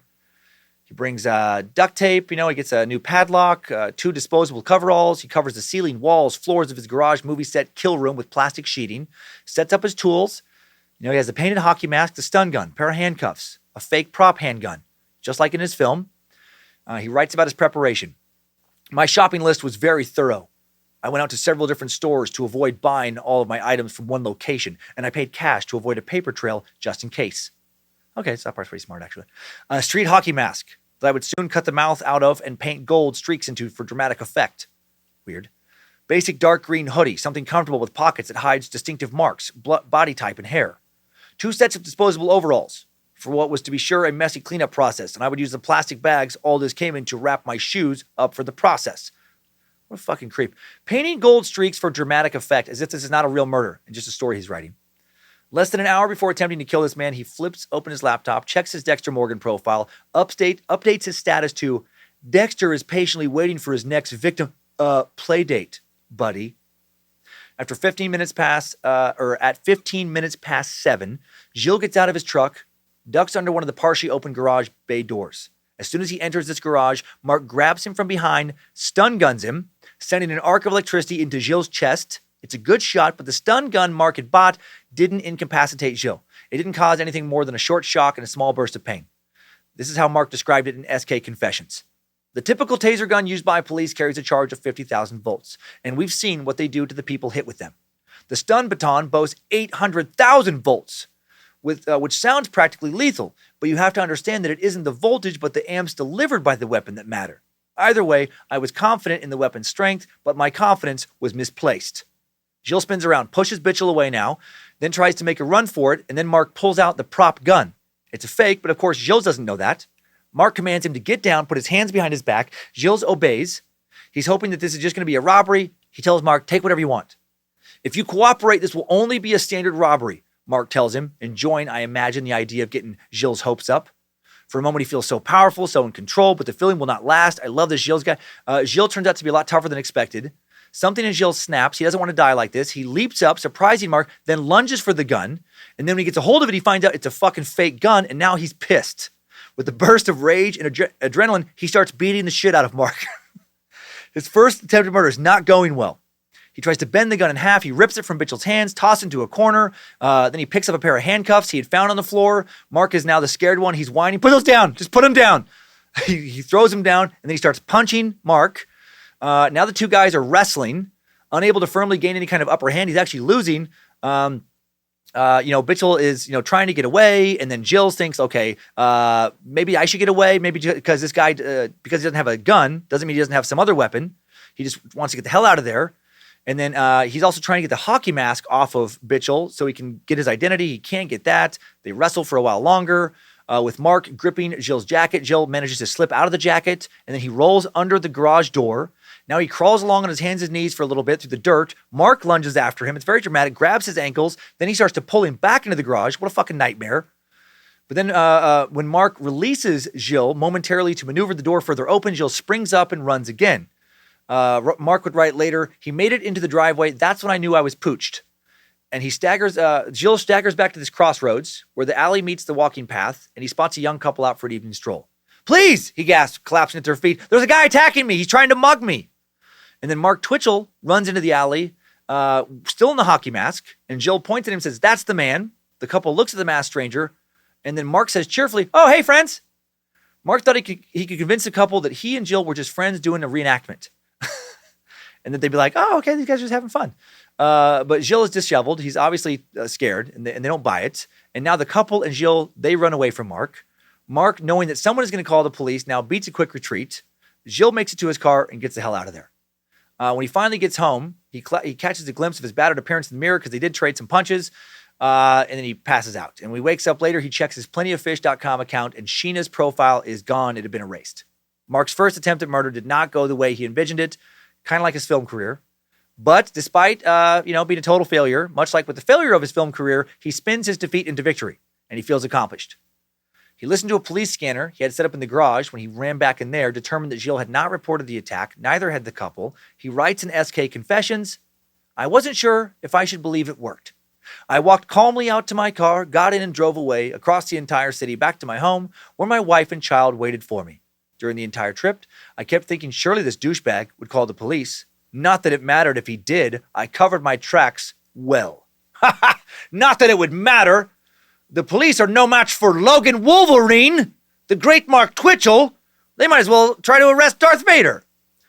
Mark continues writing, no patrol car would come to take me away bound in handcuffs, to be brought up on assault charges, forever ending my serial killing career before it began, bringing down my marriage with it when my wife finds out what I really am. Despite his false bravado here, he was actually a little nervous. He's paranoid that a text from his wife asking him to pick up a package was actually his wife trying to get him home because the police were there. And he wrote, it's pretty fucking hard to concentrate on anything when you live in constant expectation of the police arriving at your doorstep. Turns out my wife did need to pick up a package, a Pilates chair she wanted me to assemble. The directions couldn't be any more complicated than the directions for making mac and cheese, but I had a really hard time because the apprehension was already there. Of course, I could fucking build anything with directions because I'm a genius, but, I was a little worried about getting picked up for murder, so it made it, harder. And that's why I fucked up some screws and some bolts and stuff, He was able to concentrate enough to start planning his next murder attempt. He decided he needed a better weapon than a shitty, prop, kind of weak stun gun. So poor Johnny Altinger will pay for his new preparation.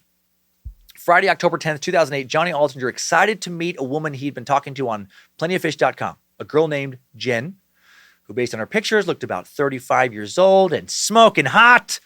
She said she wanted an intimate encounter. Fuck yeah! Very easy way to lure a lot of dudes, including myself back when I was single, into not thinking clearly and just doing something stupid. One of her most recent messages had read, although this sounds exciting, I have to make sure you're not some kind of weirdo. And so far, you seem fairly well put together, but anyone can lie online, right? Oh, he loved writing that. Like me, the real Dexter. So I have an idea for how both of us can be made comfortable with this situation. And by both of us, I mean me. LOL.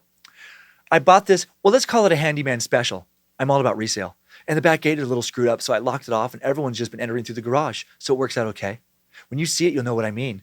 If you do this, I can direct you to the house from the alley without giving away the street address, and I can see before I let you in. Maybe this is paranoid on my part, but I have to look after myself. My first instincts about people are never wrong, and I know to trust them. I want to play very much, but I have to be cautious, as I'm sure you can understand. If you're okay with this, let me know. If not, we'll have to miss out on each other. On a lighter note, though, if we really gel, you said you had 4 days off. How long can I keep you if I choose? Maybe you should pack for a few days. LOL, Jen. LOL. If you just walk through the back gate, big guy, I'm going to try and suck your dick off. If you don't want to, c'est la vie, happy travels. But if you do want to, I'm going to let you loophole my poophole until you're only able to come dust because your balls are dry. Your choice.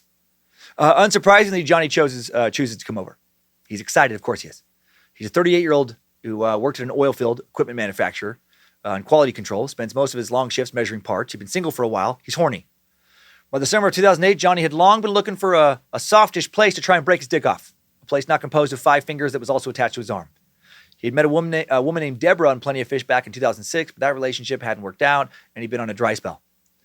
Other than that, life was going great. He loved motorcycles. He owned 2, a Honda 500cc, a Yamaha 1200cc, a sport touring bike.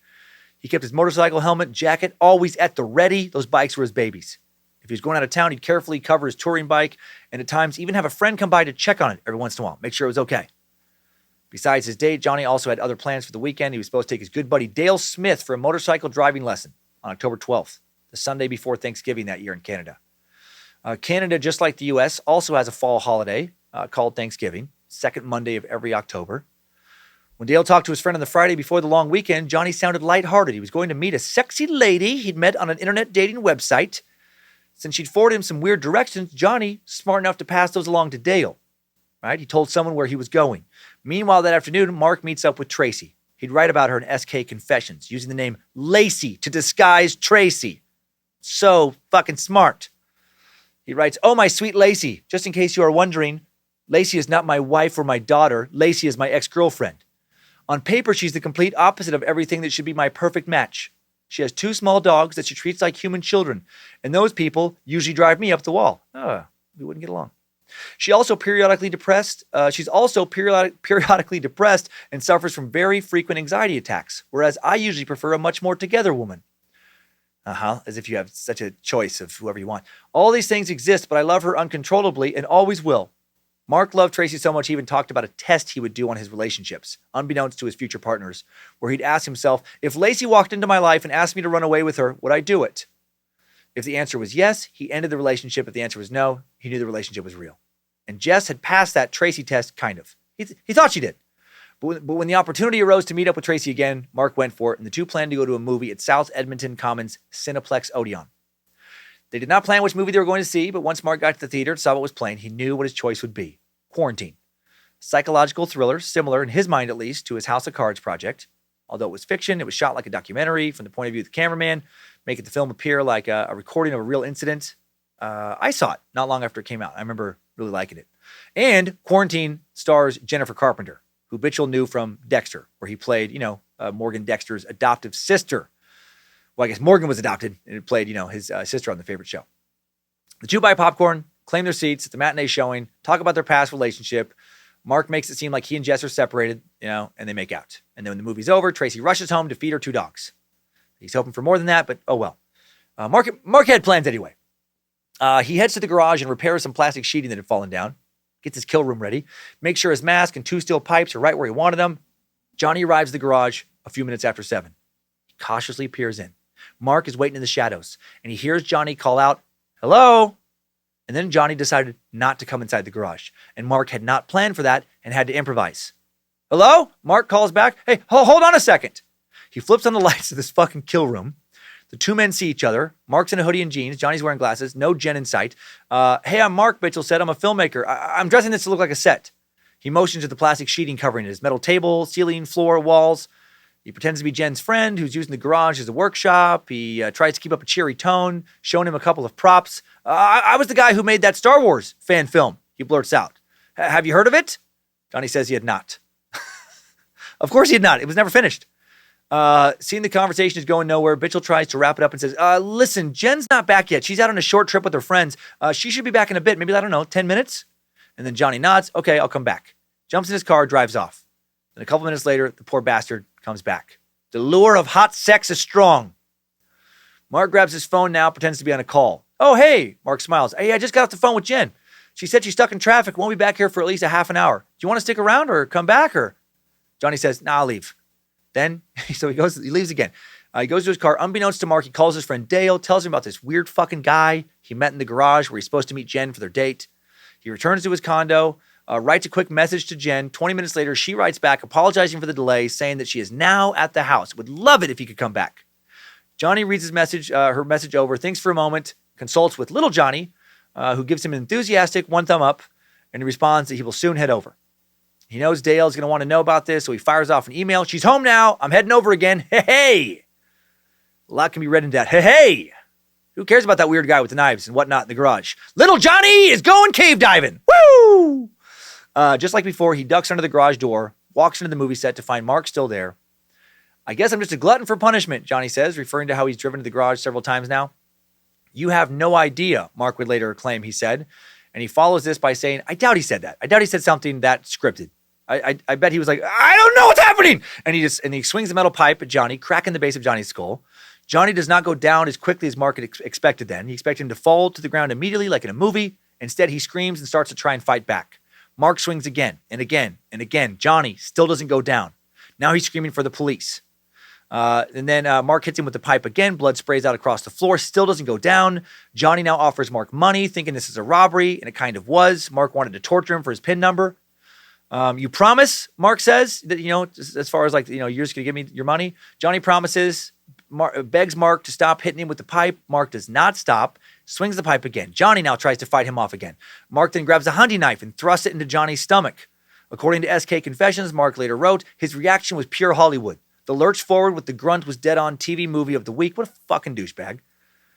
Johnny groans again. Mark is now stabbing him in the neck. Later, Mark would say he wished he had tricked Johnny by offering a call to the ambulance if Johnny gave Mark his PIN number, and then he would have just killed him anyway. And again, what a douchebag. Finally, Johnny does die, this poor bastard. Mark is covered in blood.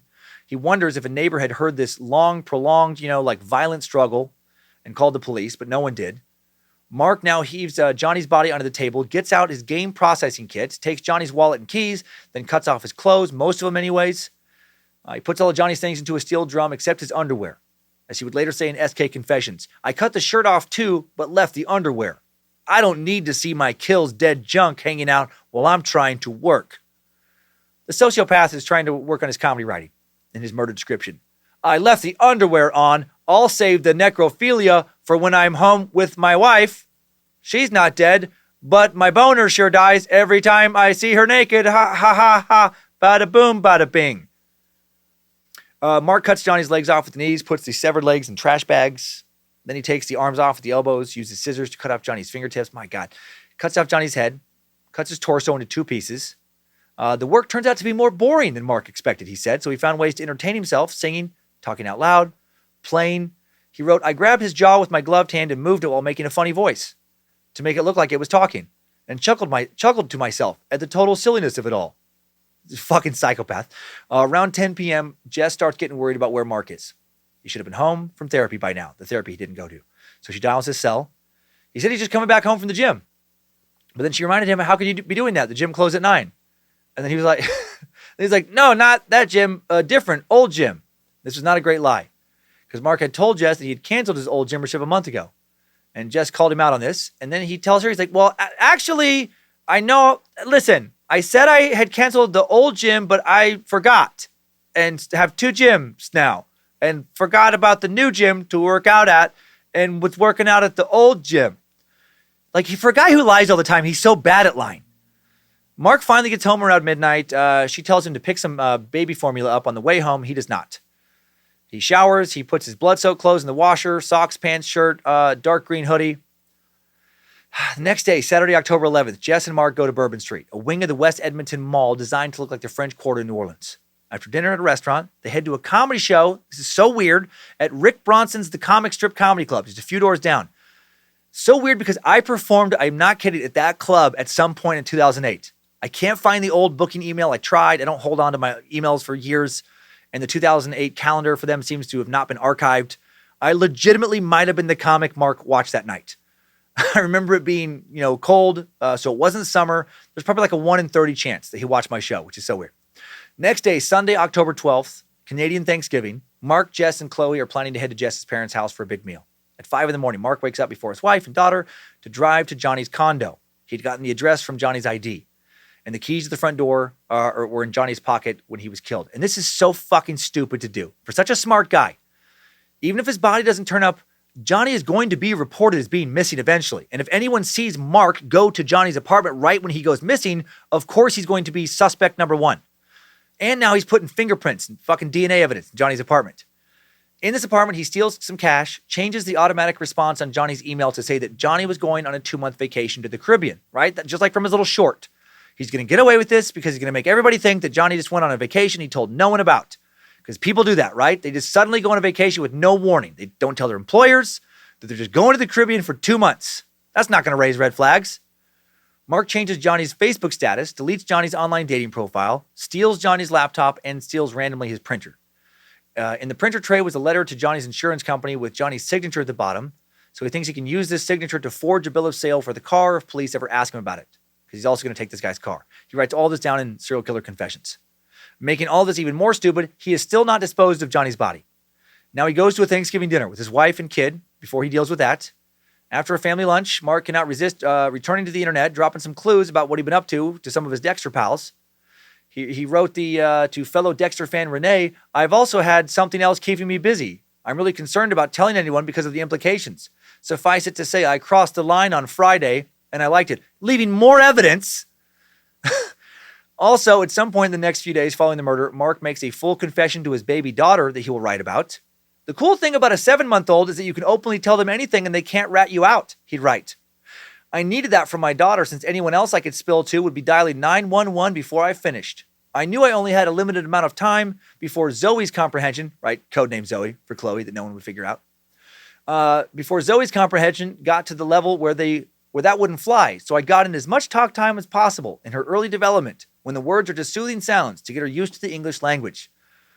What is happening? October 13th, 2008. Mark, writing now as murder victim Johnny, sends an email to Johnny's friends. "Hey there. I've met an extraordinary woman named Jen who has offered to take me on a nice long tropical vacation. We'll be staying in her winter home in Costa Rica. Phone number to follow soon. I won't be back in town until December 10th, but I will be checking my email periodically. See you around the holidays, Johnny." Again, what a fucking idiot. This is 2008, not 1888. People are real easy to get a hold of. Johnny had a cell phone. Did he think that no one would find it suspicious that with no warning whatsoever, Johnny would suddenly leave the fucking country for 2 months and also stop answering his cell phone? Did he forget that cell phones worked internationally back in 2008? For a guy who thinks he's a genius, he's so goddamn stupid. I hope he hears this in prison. Mark, if you're listening, you are so fucking stupid. Mark logged onto Facebook now as Johnny and posts, "Johnny Altinger is taking off to the Caribbean for a few months. See you all when I get back." He changes his relationship status to "in a relationship." Now, some of Johnny's friends online are thrilled to hear about this because they don't keep up with his life like any online people. "Have fun, take lots of pictures," replies one friend. "For a couple of months," another asked, "tough life." As if to prove that he was finished with online dating now that he'd found this amazing woman, Johnny's plentyoffish.com account is deleted that morning. It's now 3 days after Johnny's date. While many of his online friends are not concerned, his real-life friend Dale Smith is very concerned. None of this feels right, of course, at all. Johnny's not responding to his calls. Johnny had missed their motorcycle lesson without saying a word about it. And Dale and Johnny had talked the night Johnny disappeared. Dale knew that a weird dude had shown up at that garage instead of his date.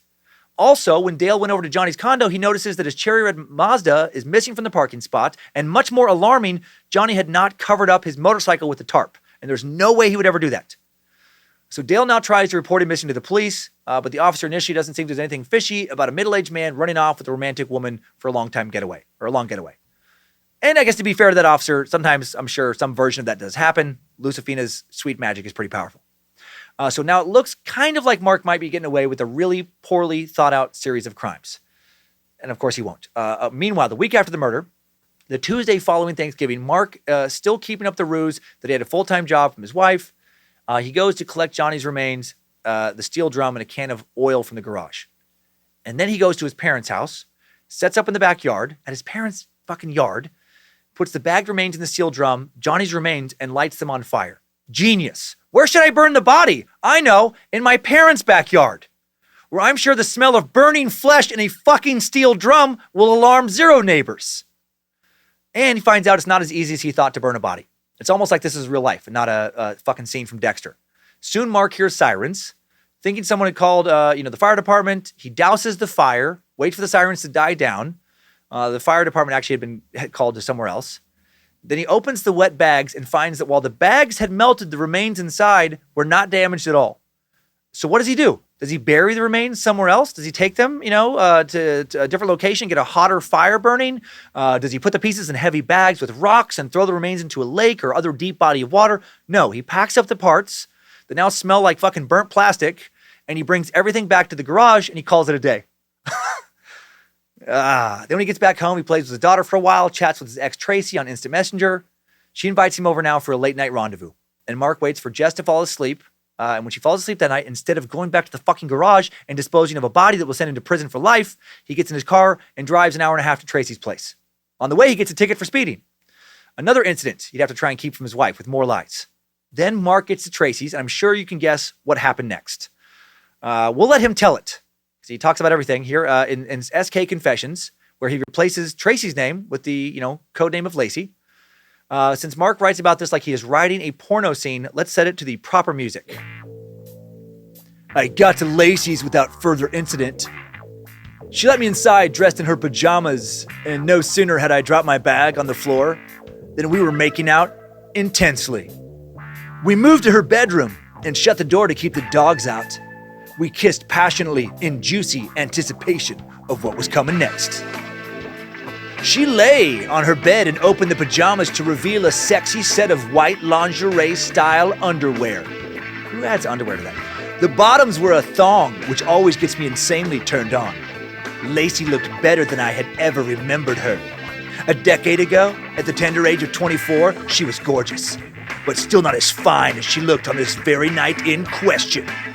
She'd been hitting the gym, gone tanning to prepare for her vacation, and had taken up the hobby of belly dancing.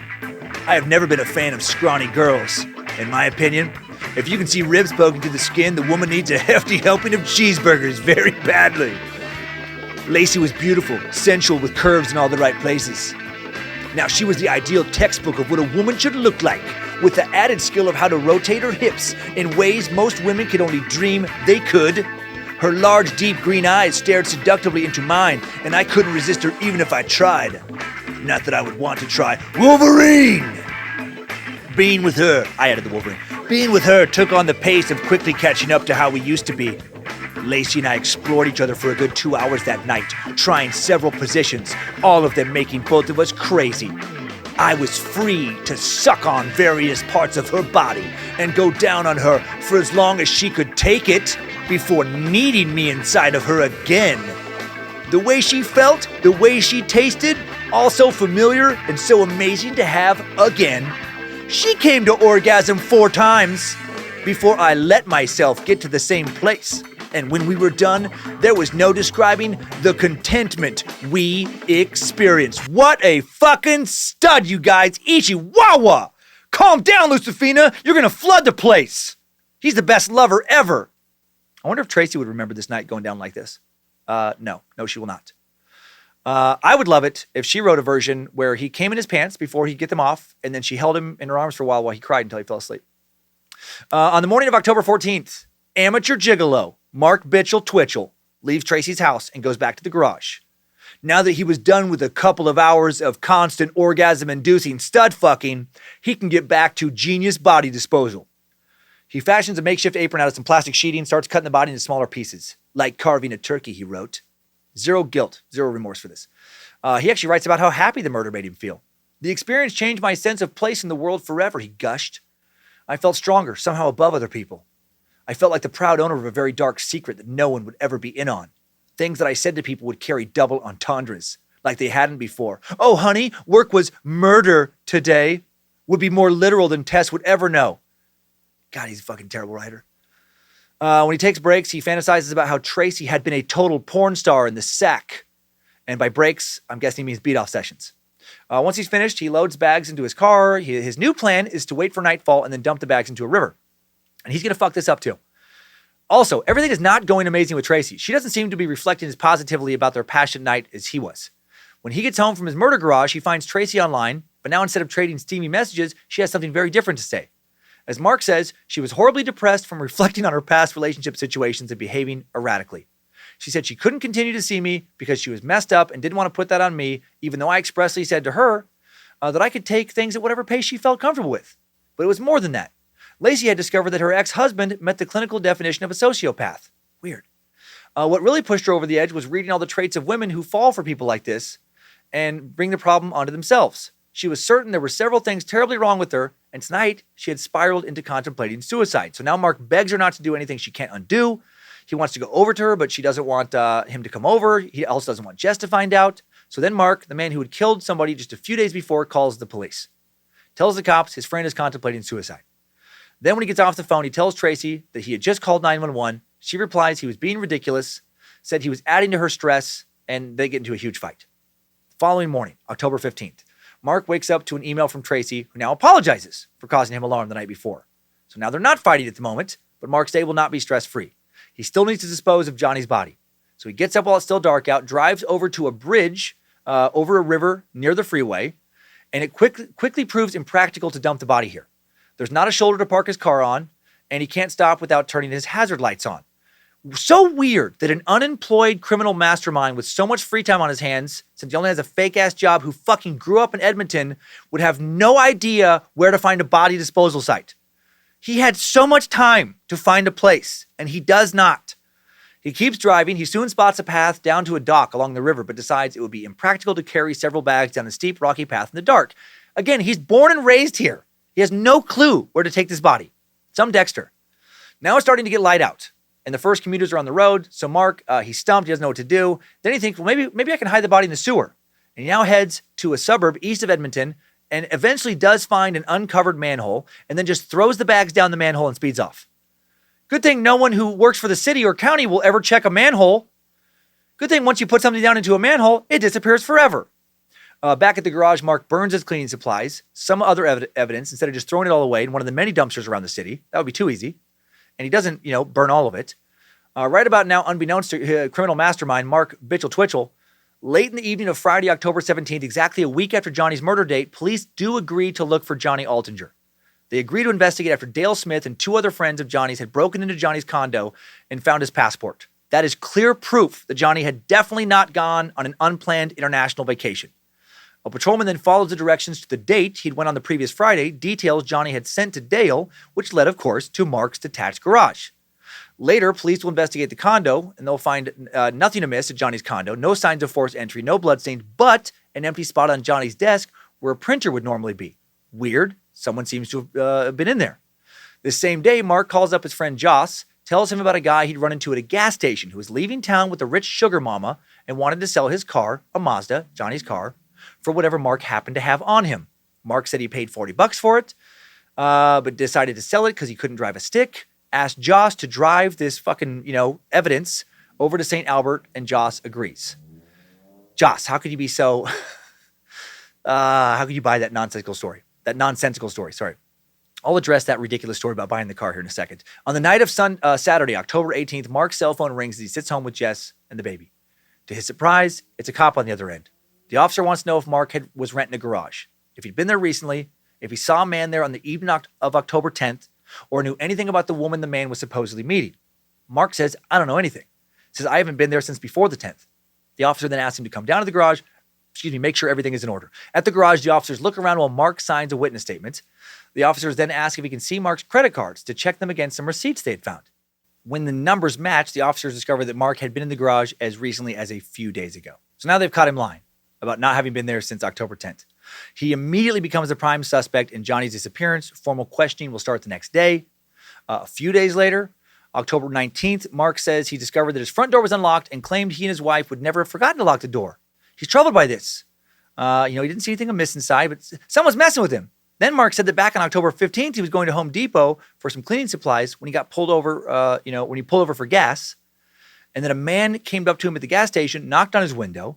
According to Mark, the guy said he had just met a wealthy girl who was going to take him on vacation, and he asked if Mark wanted to buy his car. So this idiot doubles down on the shitty, not believable lie about Johnny meeting a woman who right away takes him on vacation. Clearly, he doesn't know that Johnny's passport has been found in his apartment. This does not look good for him. Mark tells police he told the guy that he didn't have enough money for the car. The guy asked him how much was in his wallet. Mark had $40, and the guy just sold it to him on the spot. This has never happened in the history of Canada and modern cars. No one has ever met a lady in Canada who, a day after meeting them, wants to take them on a 2-month vacation to the Caribbean. And then they take their car to a random gas station, approach one dude, and just take whatever happens to be in that guy's wallet for the car that they could have just left fucking anywhere else if they just cared so little about it. Now, of course, Mark would tell the police this. His scripts suck. So do his lies. He's just not a good storyteller. Mark says the guy whose name he claimed was also Mark then drove the car to his rented garage and left it there. What the fuck? The imaginary version of Johnny is now going through a lot of trouble for $40 and also calling himself Mark for some reason. Mark's greatest weakness, it seems, is that he's just not nearly as smart as he thinks he is. He thinks everyone around him is so stupid, but like 99% of the time, they're smarter than him. And it just backfires. The police have to know that Mark is unbelievably full of shit. He proceeds to tell investigators that after buying this car, then he notices that the car is a stick shift. Mark can't drive a stick shift, so he asks his friend Joss to park the car at his parents' house a few blocks away. The police now are convinced that Mark has done something to Johnny. They're already starting to think he probably murdered him.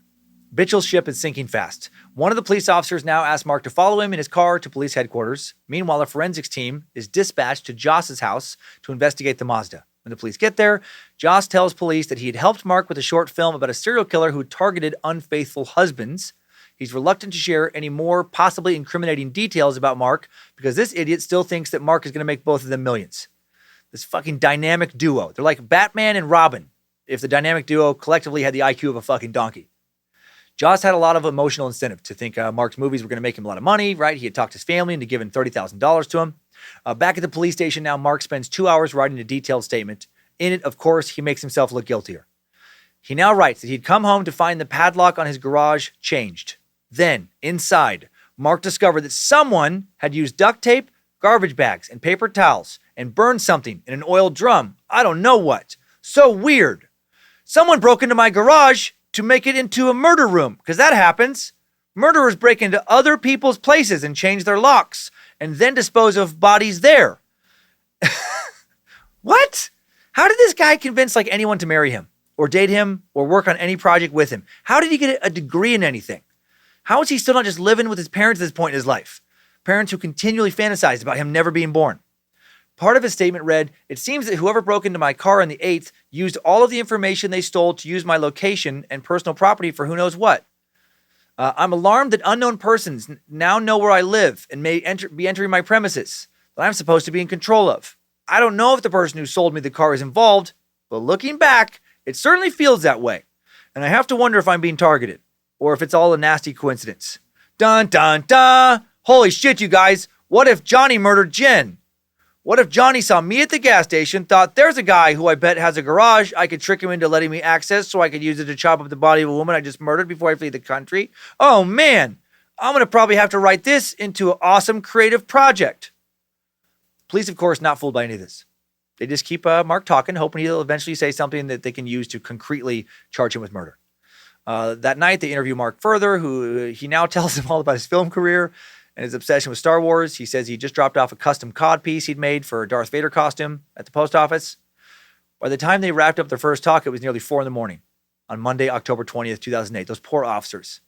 They had just listened to Mark talk about his films and costumes for several hours, many hours. I'm surprised they weren't put on mandatory suicide watch. At 4 a.m, the police tell Mark directly they're certain he's involved in the disappearance of Johnny Altinger. They tell him not in these exact words, but that his story is really stupid. Mark tries to deny it, saying he doesn't understand why they would think that.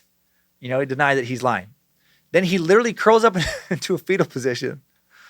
As the police list numerous reasons why he's a suspect, and he stammers and whimpers. He curls up into a ball and cries, just when I thought he couldn't get less likable. Around 6 a.m, he asks for a lawyer. While Mark walks down the hall, chatting on his cell phone, hiring a lawyer, investigators leave him at the station, rush to the house Mark shared with Jess and baby Chloe. They ask for his computer. Jess tells him that Mark kept his computer gear in the basement. At this point, investigators think there's a small chance Johnny might be alive and being held somewhere for ransom. They try to act fast to find out where he disappeared to, even if they're fairly certain he'd been murdered. They also hope they can find clues on Mark's computer that will reveal why he would just kill a random man. They also start to wonder if Mark might have been making snuff films at that garage. So they start to interview his recent cast and crew. And these people tell them that Mark has been obsessed with Dexter. They also tell investigators that Mark had met Jess through the dating online site, plentyoffish.com, same website where Johnny had met his own date before disappearing. Suspicious. The forensics team does an investigation of Mark's car on October 21st, 2008. Pontiac Grand Am had seen better days. Front bumper is cracked, splintered on one side, deep gashes on the other. The rear bumper crushed on the driver's side. Just below the spoiler, the tailpipe had been punctured. Or tail light, had been punctured. A piece of clear plastic tape was covering a huge hole. Mark is driving the car of a man who has lied about having a job for quite some time now. They find a receipt in this car for the movies, a duffel bag, an unpaid speeding ticket, a roll of black hockey tape, a business card that reveals his film company is called Express Entertainment, and its motto is independent film at its finest. I can think of some better mottos for Express Entertainment. The best unfinished projects you'll never see. Express Entertainment, borrowed ideas, poorly executed. Express Entertainment, tired of watching movies? No problem. We don't make any. Investigators also spot a key in the cup holder. Pressing the bottom of the keychain makes another vehicle in the impound lot beep. Johnny Altinger's red Mazda parked nearby. They also find neon yellow Post-it notes. This is my favorite thing of the whole episode. On one of the fucking Post-it notes he had left in his car for over a week after fucking killing this guy, there is a fucking map that leads from Mark's house to Johnny's apartment. He left this note. He could have thrown it away at so many points. And there was even more incriminating notes. One read, destroy wallet contents. And another read, kill room clean sweep. Jesus. Most embarrassing note maybe, fuck Tracy senseless. I just had these fucking notes all over his car. We've covered some killers who are crazier than this guy, like Richard Chase, Vampire of Sacramento. Some who are more blatantly mentally ill, like, Ed Gein, and also, obviously, the Vampire of Sacramento. We've covered killers who were more, they're less as able intellectually, like Carl Denke. Not sure we've covered a killer before who just tried to cover their tracks but did this bad of a job of it. Behind the driver's seat is a copy of Dearly Devoted Dexter, one of Dexter's novels, a receipt for a hockey mask. How lazy is this guy? How do you not throw away receipts for items used in a murder? And worse, how do you just not throw away a Post-it note reminder to clean up your kill room? Also, who needs to write any of this down? Who is so forgetful? They're worried they will not remember to clean up a kill room. Like, what do these guys' to-do lists look like? Okay, let's get tomorrow's to-do list knocked out. Number 1, wake up. Number 2, pee and poop if needed, of course. Wipe afterwards if needed. Number 3, brush teeth, shower, comb hair, put on deodorant. Number 4, get dressed. Number 5, eat breakfast. Number 6, try to poop if not already pooped. Wipe afterwards. Number 7, bring wallet, phone, car keys outside. Open and shut front door to leave dwelling. In that order. Lock closed door after leaving dwelling. Number 8, put car key in ignition after entering car, not before. Turn key clockwise to start. Go over driving notes before driving to make sure I know what pedals to push. Number 9, use phone to call big-time Hollywood execs to tell them how much money they can make financing my genius projects. Number 10, rest of day, TBD. Maybe kill someone. Maybe spend time with wife and kid. Maybe fuck Tracy senseless. Maybe give her romance novel level orgasms. In the front of Mark's car was the most startling discovery of all. A backpack with a military blade inside. A weapon typically only used by combat Marines. The rubber-handled 7-inch carbon steel blade was in a black leather holster attached to a belt and had blood on it. He didn't even clean his fucking murder weapon. They also find another computer, a Toshiba laptop covered in Spider-Man stickers. On Wednesday, October 22nd, the police start their investigation at Bitchell's house. Jesse and Chloe had gone to stay with Jess's mom. Mark has chosen to stay with his parents.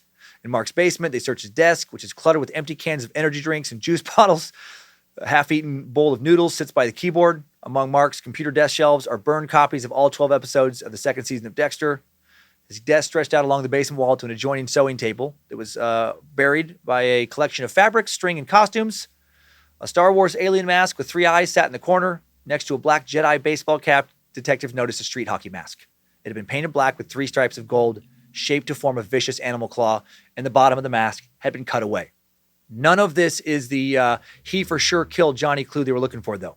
Luckily, the digital forensics team finds just that. They finish a sweep of Mark's computer and find a document in the trash labeled SK Confessions, Serial Killer Confessions. They could not believe their luck. They were literally blown away by how stupid this guy was. The document details exactly how Twitchell had lured and killed Johnny Altinger. The document reveals a kill room had been chosen, a double-door detached garage with a dirt driveway in the south end of the city. The diary details Mark's disguise, which had just been recovered at the house, the black hockey mask, the forehead painted with the gold streaks. The mask, Mark wrote, served the double purpose of facial protection and identity shield to give the victim a false sense of security and thinking they would be let go. Then he picked out his kill knife from a military surplus store and got to work, the knife they had just fucking found with Johnny's blood on it. Mark then wrote, the trap was set. Now it was time to bait the hook. My kill room was perfectly prepped. Plastic sheeting taped together around my table, large green cloth screwed into the drywall ceiling. They just give all the details. He just gives all the details there. Talks about the stun baton, everything. Police ready themselves to hear about the murder, but SK Confessions abruptly digresses to a different event for a bit. Another attack on October 3rd. Now they understood that the person they were dealing with had tried to attack someone before, right? Gilles, right? That guy we met earlier. Meaning that whatever happened with Johnny wasn't just a fight that got out of control. It was a premeditated plan. And I say that fight that got out of control because at some point he tells the police that he will later tell the police that, this was a fight that got out of control. I'll explain that in a bit too. It's so ridiculous. October 23rd, 2008, Mark sends out this email to his friends and former film crew, urging them to not talk to the police like an innocent person does. One of the worst people on the planet at covering their tracks writes, gentlemen, first off, I want to offer my deepest apologies if your lives have been disrupted in any way by what's been going on lately. I wish I could talk to you about it, and maybe one day in the future that will be possible. But for now, I have to recommend that everyone stop talking to the police, or not to start if you haven't already. If you aren't sure what I'm referring to, you will be soon. You all have a right to silence, and you should exercise that right. I'm sure no one in this group carries guilt, so you have nothing to fear, but I've been screwed around, and I don't appreciate it. So it's time to stop this and make them do their own jobs. I'm serious. The time for dry, sarcastic humor and flaky jokes is over. This is no prank. Sometimes what we see on TV is in fact a true representation of how they work. Sometimes they do lie and make things up in order to get people to say things they otherwise would not, just so they can have an answer for the media. I don't think this was the case, or I didn't think this was the case until this week when I was proven otherwise. So please, if they ask you questions, just tell them that you don't know anything. And if they want you to come in for a statement, kindly refuse. I highly doubt anybody has given them the slightest provocation to get arrested, so nothing will happen to you if you tell them to pound salt, and this will go away faster. Thanks for your cooperation. I'll keep you posted. He still thinks he's going to outsmart him. Oh my God, if I'm his friend reading this, I now think he's 100% guilty. Mark also logs on to Johnny's Facebook page, adds a friend, logs out, still trying to keep up the ruse that Johnny's just away on vacation, sipping Mai Tais, fucking on the beach, a ruse that no one's buying. Friday, October 24th, his forensics team arrives at the garage now. Once inside, they discover that the garage is fairly empty, at least it appears to be. The floor is swept and dry, but a bunch of boxes have been pushed up against the sidewalls. And inside these boxes and on some shelves on the walls, they find a pair of black handcuffs. They find a key from Mark's home office that opens a locked case in the garage. And inside that, they find a gas-powered BB gun and a stun gun. They find an oil drum next to a metal table, a drum that had been recently used to burn a bunch of shit, like Johnny's body. They find an extensive inventory of cleaning supplies. Towards the back, they make their most important discovery, 2 long metal pipes. The end of one of the pipes was charred black, because sometimes a guy likes to burn a pipe for no reason. And the second pipe had been wrapped in black hockey tape, and it was stained red, like blood red, right? There's still blood on the pipe. Inside the mouth of the pipe, resting just inside the tip, is a collection of small bits no bigger than grains of rice. They will later determine these are bone fragments and bits of fat and skin from Johnny. Like, he did not fucking clean the pipe he used to hit this guy with. The investigation was stretched into its second week now. Police are hesitant to pull the trigger, though, still on arresting Mark. They want even more evidence. They want to be 100% sure that SK Confessions is not fictional. There's more than 300 specific facts to cross-examine in this, cross-reference. They want to make sure no procedural errors will end up being able to be used by Mark later at his trial. The police also confused in regards to what had led to Johnny meeting up with Mark. They still thought that a businessman and father just deciding to become a serial killer didn't make any sense. So now they try some less than forensic experiments. As an experiment, one officer signs up for plentyoffish.com, designs a few fake profiles of his own. The first fake profile is looking for romance. The second is a woman looking for a casual, no strings attached little rendezvous. The officer would later state that the results were markedly different. Of course they were. No one had contacted the relationship seeker, but the woman wanting casual sex had her profile viewed nearly 4 times more often and received more than 50 instant messages requests. So almost no one in contact with the relationship seeker. They were not blown away by these results. What? There's a lot of guys out there looking for a lady who just wants to fuck and never asked them to meet her parents or go shopping with her? That's crazy. Meanwhile, Mark is still making costumes. He'd been staying with his parents. Police surveillance was on him 24/7. Make sure he doesn't flee. He rarely left their house. He stayed busy building an Iron Man costume. Halloween was coming up, and he had his eyes on a big costume prize again. Not kidding. He still thinks he's going to get away with everything and win a bunch of money and with an Iron Man costume. All will be forgiven. Then suddenly a bright spot appears on the horizon for Mark. A potential new investor had seen his website, emailed him, asking about a Star Wars fan film, and now he could help. And how he could help. Mark tells him about Day Players and his efforts to raise money for that film. And the businessman writes back, "You certainly got my attention. I have a busy week coming up, but I might be able to open up a slot for a meeting." Is this really happening? A day later, the potential new investor emails again with more good news. He wants to meet Mark and will be bringing an interested friend with deep pockets. What? 2 potential investors? Mark suggests they meet quickly, even on the weekend if possible. "I'm free all day Saturday, all day Sunday," he writes. "Just let me know." They confirm their plans to meet Friday, October 31st, 2008. "I think that once he sees the data in black and white, he will be just as excited as I am," the businessman wrote about his rich friend. Mark could not wait. It seemed too good to be true. And then October 31st, Halloween, the day of Mark's big meeting, he gets up, he puts together a list of things to do, writes more stupid stickers, I'm sure. "Don't kill anyone today, not the right time. Work on future disappearance story, better than guy suddenly heading off to Caribbean with girl he just met and selling car to a random guy at gas station for $40. Remember to throw away to-do list after next murder." He puts his final touches on the Iron Man suit, puts the name of the interested businessman in his contacts on his phone, grabs 2 tickets to the Halloween costume contest, and then he gets dressed, heads out. He has a brisk 20-minute walk ahead of him to reach the coffee shop on time where there's going to be this big meeting. As he crosses the street, a white van intercepts him, skids to a stop. The van's doors fly open. A group of police officers in tactical gear swarm him, yelling at him to get on the ground. "No! He's so close to his huge film career taking off. My meeting! Not my meeting!" There was no meeting. The businessman who is interested in investing in Mark's movies was part of a sting operation to arrest him.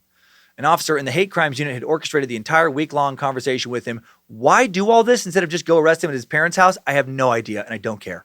I just fucking love it. I want to believe they did this just to fuck with him. I'm sure there was a reason that wasn't explained in the sources, but it's great. Mark is cuffed, placed under arrest for first-degree murder. He's brought to the police station where he's processed, fingerprinted, interrogated again. Unbeknownst to him, his ex, Tracy, is being interrogated just a few doors down the hall. She is shown a copy of SK Confessions, and in reading Bitchell's descriptions of their big romantic night, she immediately tells detectives that Mark is a conceited asshole that she'd grown to hate. His biggest fan quickly turns away. Meanwhile, back at Mark's parents' house, forensics experts are combing through the property for evidence. Mark's parents and sister stand nearby. They're very cooperative. They actually didn't seem that upset. And at one point, Mark's father turned to the investigators and actually said, "Officer, can I offer you some advice? Have a vasectomy." Holy shit, his fucking dad hates him too. He's so unlikable. Mark would be interrogated all of November 1st. Instead of the confident person who had seemed troubled as he gave police the fake story about Johnny selling his car a few weeks earlier, now he's near silent, refuses to answer almost all their questions or even make eye contact. They try everything, cooperating with him, not cooperating with him, driving him around in the hopes that he confess where he dumped the body. There's that video online that's great of that. He will not confess. The case is now hitting the media. Many of Mark's friends and acquaintances are finding out about the murder on TV. 2 weeks later, Jess files for divorce, mid-November. She demands full custody of Chloe, wants a restraining order against Mark. She wastes zero time. Everyone is quickly expressing zero love for this douche. Also, interesting that Mark did not murder until after he and Jess had Chloe, right? Think about that. He did not kill until he became a dad. Is that a coincidence? I don't know. Also, where was my dad in October of 2008? He was living within a day's drive of Calgary in McCall, Idaho. Other than that, I don't know anything. Is Mark Twitchell taking the fall for my dad? I don't think so. So much evidence against him. But did my dad train Mark how to kill, how to try to become a serial killer? Maybe. Was the Showtime series Dexter partly inspired by or maybe even written by my dad? I'm not sure. He hasn't talked about it. Wish I knew where that sneaky son of a bitch was right now. I'd feel safer if I did. You get it. Anyway, as his divorce goes through, Mark is still in jail at the Edmonton Remand Center, still not talking, after being shipped from floor to floor. Finally resides in room 11, cell block 3D, a floor designed for long-term inmates. He hates who he's surrounded by now. He writes later, "I have nothing in common with dope dealers, robbers, and crackheads. Low-brow sensory deprivation tank." This poor genius. As inmate 236702, he now spends most of his time in his cell, scribbling on his notepad, working on future scripts. He just will not quit. Using toothpaste, he also tacks up a Dexter poster. Probably not a good look. Meanwhile, investigators still trying to find Johnny's body. They find a description about the sewer body disposal in SK Confessions, but not the exact location. And it's hard to find it. There's just a lot of sewer. Then on June 3rd, 2010, Mark and his lawyer, Charles Davison, his second lawyer actually after firing his first one, they have a meeting with investigators. This is so weird. Mark requests this meeting. He stipulates the meeting has to be secret. No press, no media. No Detective Clark as well. Detective Clark was an investigator he'd grown to hate. And at this meeting, Mark doesn't say anything to investigators. He just slides them a printout of a Google Map search. Below the map of northern Edmonton are a few words scrawled in blue ink. Location of John Altinger's remains. Twitchell signed, dated the sheet of paper, provided a 3-sentence description of the exact location. On the map, he had drawn in an alley north of downtown, marked a sewer grate site with a red circle, and that was it. Meeting over. What the shit? Why did he do this? He never says. He's never revealed why he did that. Maybe he thought it would make for a cool scene in a future movie, right? When a man being held on suspicion of murder then gives the police the last piece of evidence they need to convict him of murder without actually saying he murdered someone. Maybe he started watching Saw movies. This was just some sort of, bad Jigsaw imitation. Would you like to play a game? I have given you a map with the location of a body of a man I may have murdered somewhere on the map. If you can find the body, I go to prison for the rest of my life. If you cannot find the body, I am free to go and kill again. Good luck. Oh, fuck. Oh, God. I circled the location of the body, didn't I? God damn it. That sucks. That makes it really easy for you to win this game. Also, I just said I'd kill again, which kind of implies that I've already killed. God damn it. I'm not good at puzzles. Forensics teams would make several trips into the labeled manhole before discovering a human torso. Subsequent trips would reveal a pelvis bone, kneecap, intact tooth, teeth fragments, buckets of mud, gravel, wood, metal, plastic, smaller bones. All in all, they had about half of a decomposing skeleton. The limbs, the skull were missing, probably flushed down the sewer farther during like a heavy rainstorm. And DNA evidence will confirm that these remains are Johnny's remains. And with that, the police investigation will end. Now let's skip ahead to the trial. Mark will enter a not guilty plea on March 16th, 2011. He fucking gives the location of the body to detectives and pleads not guilty. Very little of what this guy does makes sense. Oh, now I keep thinking about his dad wishing he'd had a vasectomy before creating Mark. Over the course of the trial, 6 men, 6 women on the jury hear from forensics officers who testified about the hundreds of pieces of evidence they seized from Mark's St. Albert home, the garage he rented in South Edmonton, Twitchell's parents' residence, Altinger's condominium. It shouldn't come as a surprise that SK Confessions is the centerpiece of the evidence against him. Twitchell's main defense was that SK Confessions was fictional, and that the murder weapons and other evidence had simply been props for his film that happened to have actually been used in a real murder. His lawyer, Charles Davison, argued that Mark had changed parts of the document to make a better story. A story about an accidental killing would not have fit the genre Mark was trying to perfect, he claimed. And that's how they said Johnny died, accidentally. And how did this accident happen? He will reveal this soon. It is the cornerstone of this amazing defense strategy. During the trial, prosecutors will call 46 witnesses to prove SK Confessions is true, save for some very minor discrepancies, probably about the orgasms Tracy had. At one point, Twitchell writes about getting a speeding ticket days after Altinger is killed. The Crown called a sheriff to testify he had written Twitchell a ticket on October 13th. Everything is matching up, including the story about the attempted murder before Johnny's murder. 2.5 years after his attack, Gilles Tetreault tells the court he had come to Twitchell's rented garage, tells that whole thing about the online dating site, getting catfished, all of it. Attacked. Mark tells the court he didn't attack Tetreault. Yes, that's true, but not to hurt him. He said the attack was to help create an online urban legend for a movie and book project. It never ends with this guy's shitty, not even remotely believable lies. He was just pranking him for an online legend. Come on, you get it. Similarly, Twitchell said that a game processing kit found in his garage, which is a prop for the movies, which he claimed were driven by his, quote, savant power. What is savant power? It is Mark's incredible ability to create a screenplay masterpiece that sometimes leads him to do crazy things, like attack someone to create an urban legend to create buzz for a book and film project. That's actually what he tells the court. And then Crown Prosecutor Avril Inglis says while cross-examining Mark, so because of your savant inspiration for your project, you just happen to have all the tools lying around to dismember an actual body? And then Mark replies, you can paint it as any kind of coincidence you want. And then there's the matter of Johnny's remains, Why, if it was all a hoax, did Mark know where the remains were? Twitchell on the witness stand makes a startling admission now. He did kill Johnny Altinger, but it wasn't what the prosecution thought.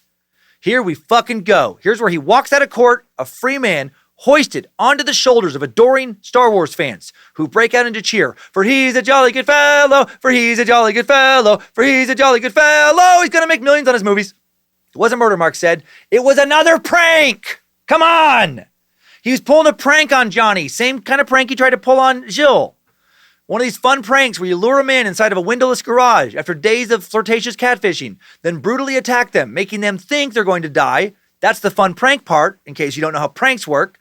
And then you let them, go create an urban legend that you're working on to help launch a book that you'll make millions off of. There's a fine line between genius and insanity, and Mark Twitchell will be the first to admit he walks it. And sometimes he teeters. During this prank, Johnny, for some reason, got angry that a stranger was attacking him. Maybe he was also a prankster. Maybe this is like a double prank gone wrong. And then Johnny attacked Mark back, and Mark is like, what the fuck? And he has to act in self-defense. I'm just supposed to attack you for a little bit, and you're supposed to run off. But instead, he attacks back, and that's why he has to kill him. And I fucking shit you not, this is Mark's defense. My God. After both sides have presented their cases, there was an opportunity for Mark and the victim's family members to speak. Mark chose not to speak to Johnny's family when given the chance to address the court. He pauses for several seconds when asked, and then says, I'll pass on that, because he's very likable. Johnny Altinger's mother tells the court in a victim impact statement that she still calls her son sometimes on his cell phone 2.5 years after Mark has killed him, just to hear his voice message. She'd also say, people have asked me if I wish there was still the death penalty. My answer is no. My wish is for the perpetrator of this unforgivable and horrific act to reflect on his actions and die a slow death every day of his life. Nice. On April 12, 2011, the jury deliberated 5 hours before deciding Mark Twitchell was guilty of first-degree murder. I don't know how it didn't take him just 5 minutes. After nearly 4 weeks of testimony from more than 20 witnesses and in excess of 100 exhibits entered into evidence, it was over. I'm shocked. Again, it just took them that long.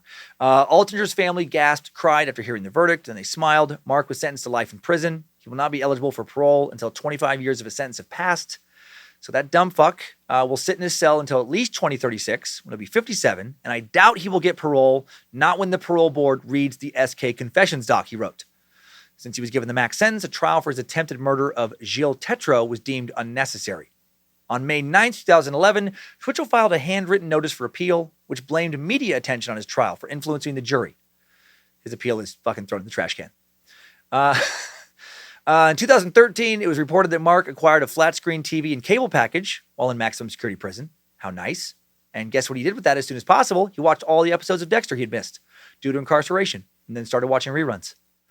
The next update on Mark comes in 2017 when a Canadian news outlet reports that he is using a dating site. He's still fucking using dating sites, one for inmates now. The then 38-year-old wrote on CanadianInmateConnect.com, I'm looking for an interesting, intelligent, open-minded, delightfully imperfect woman to relate to and share amusing observations with, as well as potentially a long weekend every few months if it gets there naturally. Not sure if anyone's taken him up on that yet. Fucked up that someone could. I hate this. In Canada, all inmates in federal correctional facilities, with the exception of those on disciplinary restrictions or those deemed at risk for family violence, are permitted private family visits of up to 72 hours duration once every 2 months. Someone could stay in his cell with him for 72 hours, watch Dexter, fuck his brains out, every 2 months. I hope he takes his dad's advice and gets a vasectomy before this happens. How gross he's given that possibility. They will have to marry him first, but still. Mark is now 42 years old and furious that he's not allowed to work in prison on editing and then selling his awesome Star Wars fan movie, a project he still thinks will make him millions. Mark has recently been trying to get this project completed from prison. He wants footage returned to him. It was seized when he was arrested. He wants to edit it and publicly release it. He has written in prison letters, all the footage is sheer gold. Direct quote. Way too many amazing people gave so much of themselves to make that film magic. I will see it completed if it is literally the last thing I do. Good for you. Still no one will watch it, you fucking piece of shit. So delusional. Let's jump out of this timeline. Good job, soldier. You made it back. Barely. The Dexter killer has been sucked. What a strange and disturbing story. October 10th, 2008, an innocent 38-year-old man named Johnny Altinger would arrive at a garage expecting to have an intimate encounter with a woman named Jen he'd met on plentyoffish.com. And then after returning to the garage twice, Bitchell attacked Johnny with a pipe and a knife, 2 weapons he didn't even bother to clean up afterward, murdered him, spent the following days dismembering his body, cleaning up evidence. Kind of. He left so much evidence. Like a fucking sticky note, reminding himself to clean his kill room. Investigators would find bloody pipes, Mark's blood-stained clothes, a written-out confession, SK Confessions. This idiot thought he was a genius. SK Confessions become the center of his murder trial, in which he tried to claim that it was all fictional and that he'd killed Johnny after a prank had gone wrong. It's just a little silly, lure someone to a garage filled with weapons to be assaulted prank. Come on. People don't know how to have fun anymore. The jury didn't buy any of this because it's super dumb. And they sentenced him to life without, the possibility of parole after 25 years, which is a bummer. He should have no possibility of parole.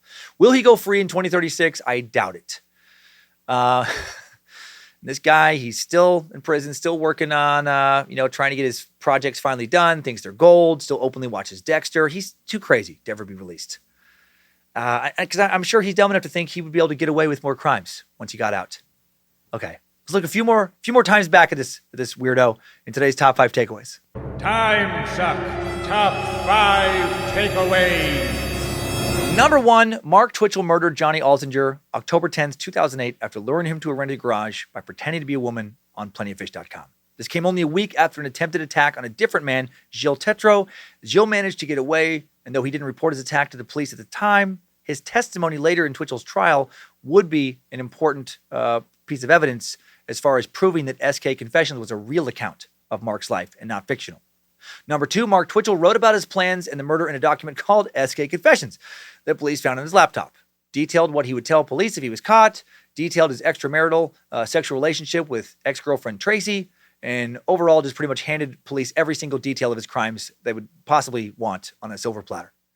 Number 3, Mark Twitchell was obsessed with Dexter. He modeled his kill room and methods off of Dexter's, which made his case create a big splash in the media. His love of anti-heroes did not start there. Twitchell was also a huge fan of Anakin Skywalker, a.k.a. Darth Vader. Number 4, Mark Twitchell spent thousands of dollars of his money and about $60,000 of others filming a Star Wars prequel fan fiction movie called Secrets of the Rebellion and that shitty little promo Day Players. The Star Wars was fan fiction movie was never finished. Thanks to Canadian authorities, it probably never will be. Number 5, new info. Randomly, one of murder victim Johnny Altinger's most treasured possessions was a copy of the movie What the Bleep Do We Know? Do you remember when we mentioned that very little-known movie on a previous episode? We played a clip, actually. It was co-written, co-directed by Mark Vicente, who would later become deeply involved in the Nexium cult, Keith Raniere's now defunct cult. Weird little Timesuck connection there. Just a bit more weirdness to add to this oh-so-strange story. Timesuck Top 5 Takeaways. Mark Twitchell Bitchell has been sucked.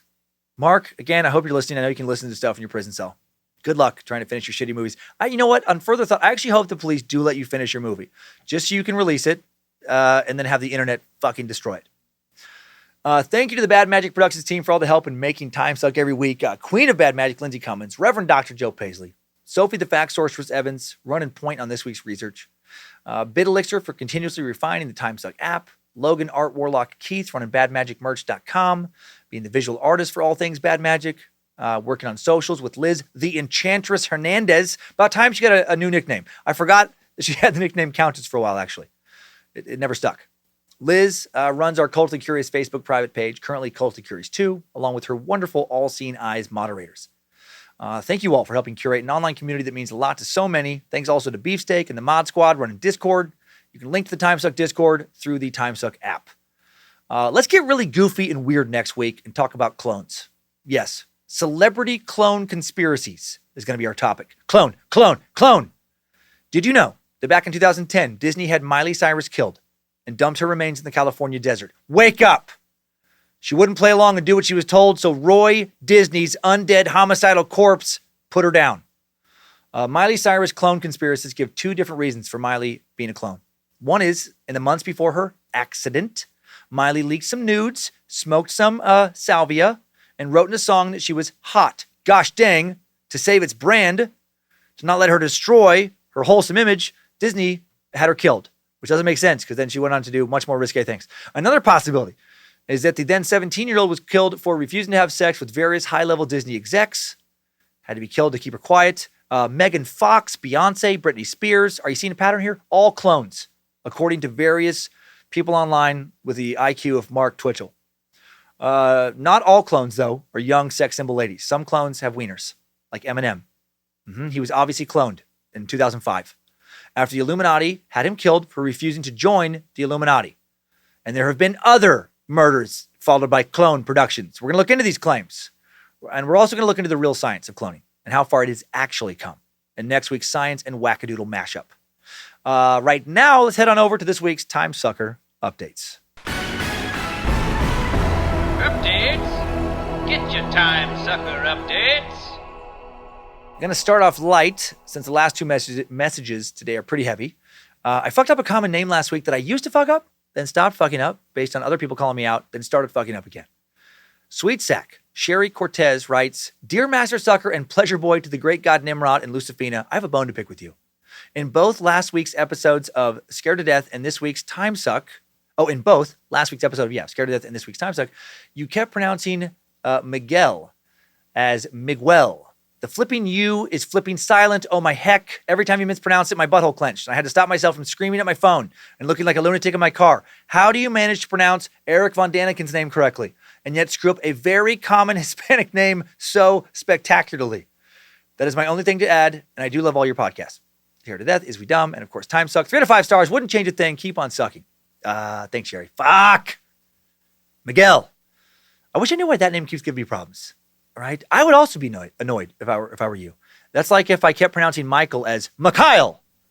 My friend, have you heard of Mikhail Jordan? He was a great basketball player. A great basketball player. I'm glad you gave me a heads up. Hopefully I will get it right for a bit now. Now an old Timesuck joke reference from the Gary Ridgway Green River Killer Suck that just made me laugh.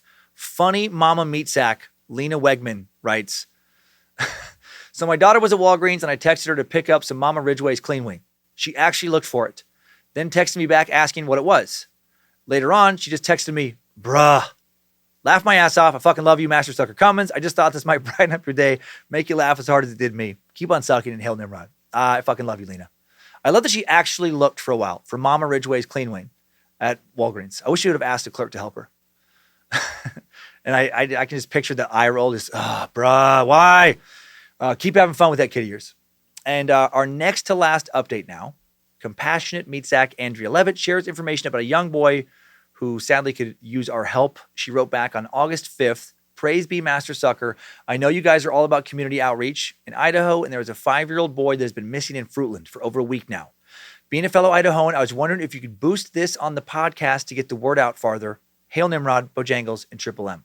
Thank you, Andrea. Yes, this poor kid's name is Michael Joseph Vaughn, nickname Monkey, went missing from the area near his home in Fruitland, Idaho, July 27th. The city of Fruitland has created a page on their website, fruitland.org, to help locate him. I have a link in the episode description. They have a photo taken of Michael just a month prior to the last time he was seen. When he went missing, he was wearing a light blue Minecraft t-shirt, dark blue or black boxer briefs, green with a green stripe, child size 11 blue flip-flops. 3 foot 7 inches tall, 50 pounds, blonde hair, blue eyes. If you know anything, email findmichael@fruitland.org or call Fruitland's dispatch, 208-642-6006. So hopefully he is found soon. That is, gut-wrenching. Last update, another serious one. Super Sack Hannah Chandler is the kind of friend we should all be lucky enough to have. She writes, Hey Dan, I know this is a long shot, but I was hoping you could give a very special shout out on the show. My friend Nicole is an amazing meat sack. She's a single mother, librarian, incredible poet, and author who just published her first book and officiated my husband and I's wedding. I have the absolute joy of nannying her daughter a few times a week. It has made me an infinitely better person. Now for the hard stuff. Nicole's son, Christian, has been missing for almost 2 years. She's done everything in her power to find him to no avail. I thought, given how many people all across the country Timesuck reaches, that it'd be worth a shot to send out a virtual "Have you seen him?" on the Suck. As a parent, I'm sure you can imagine the absolute horror of not knowing where one of your kids is. I know I can't find him myself, but I cannot sit by and do nothing. And so I'm asking you to take 2 minutes and share his name, last location, and maybe a picture of him on socials. Let's use the Suck for something good. Try to get this kid home. If this sounds like something you can help with, I can get you more info. Thanks for reading. And if you can't get this, no hard feelings. I know how busy you are. Thank you for everything you do. The Suck helped me keeps my own darkness at bay. Hannah. Hannah, first off, thanks for being such a fucking good friend to Nicole. Sounds like she is an amazing meat sack. Sounds like you are as well. Yes, we're going to post Christian's pics to socials in this episode, or as this episode releases. I truly hope it helps. If it does, you better fucking let us know. What a terrible thing for a parent to not know where their child is, adult or not, or not. Obviously, I hope he's okay. Hope he's getting help for whatever demons he's been fighting. To share some details, he's 24 years old now, Caucasian male, 5'11", 175 pounds when he was last seen at the City Rescue Mission in Oklahoma City, November 27th, 2019. He has a Celtic knot tattooed on his back, dark curly brown hair, brown eyes, full name Christian Alexander Stoppel. If you have any info, please call the Oklahoma City Police Department, 405-231-2121, or call the We Help the Missing tip line, 866-660-4025. Keep on sucking, Hannah. Keep on keeping that darkness at bay. And I hope we find them both, obviously. Thanks, time suckers. I needed that. We all did. Well, thank you for listening to another Bad Magic Productions podcast, Meat Sacks. We also do Scared to Death and Is We Dumb every week. Please do not kill anyone this week because you think it'll help you write a better true crime story. Obviously, Mark Twitchell has proved it doesn't work that way. You can just listen to stories like this one instead and just keep on sucking.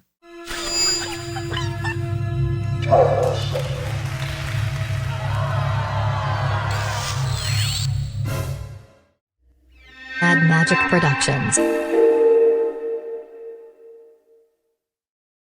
All right, time to check these profiles and plenty of fish. First one, Becky. I'm a doctor. I love deeply. I care about my friends and no messages. Okay, let me check another one. Okay, we got Monica here.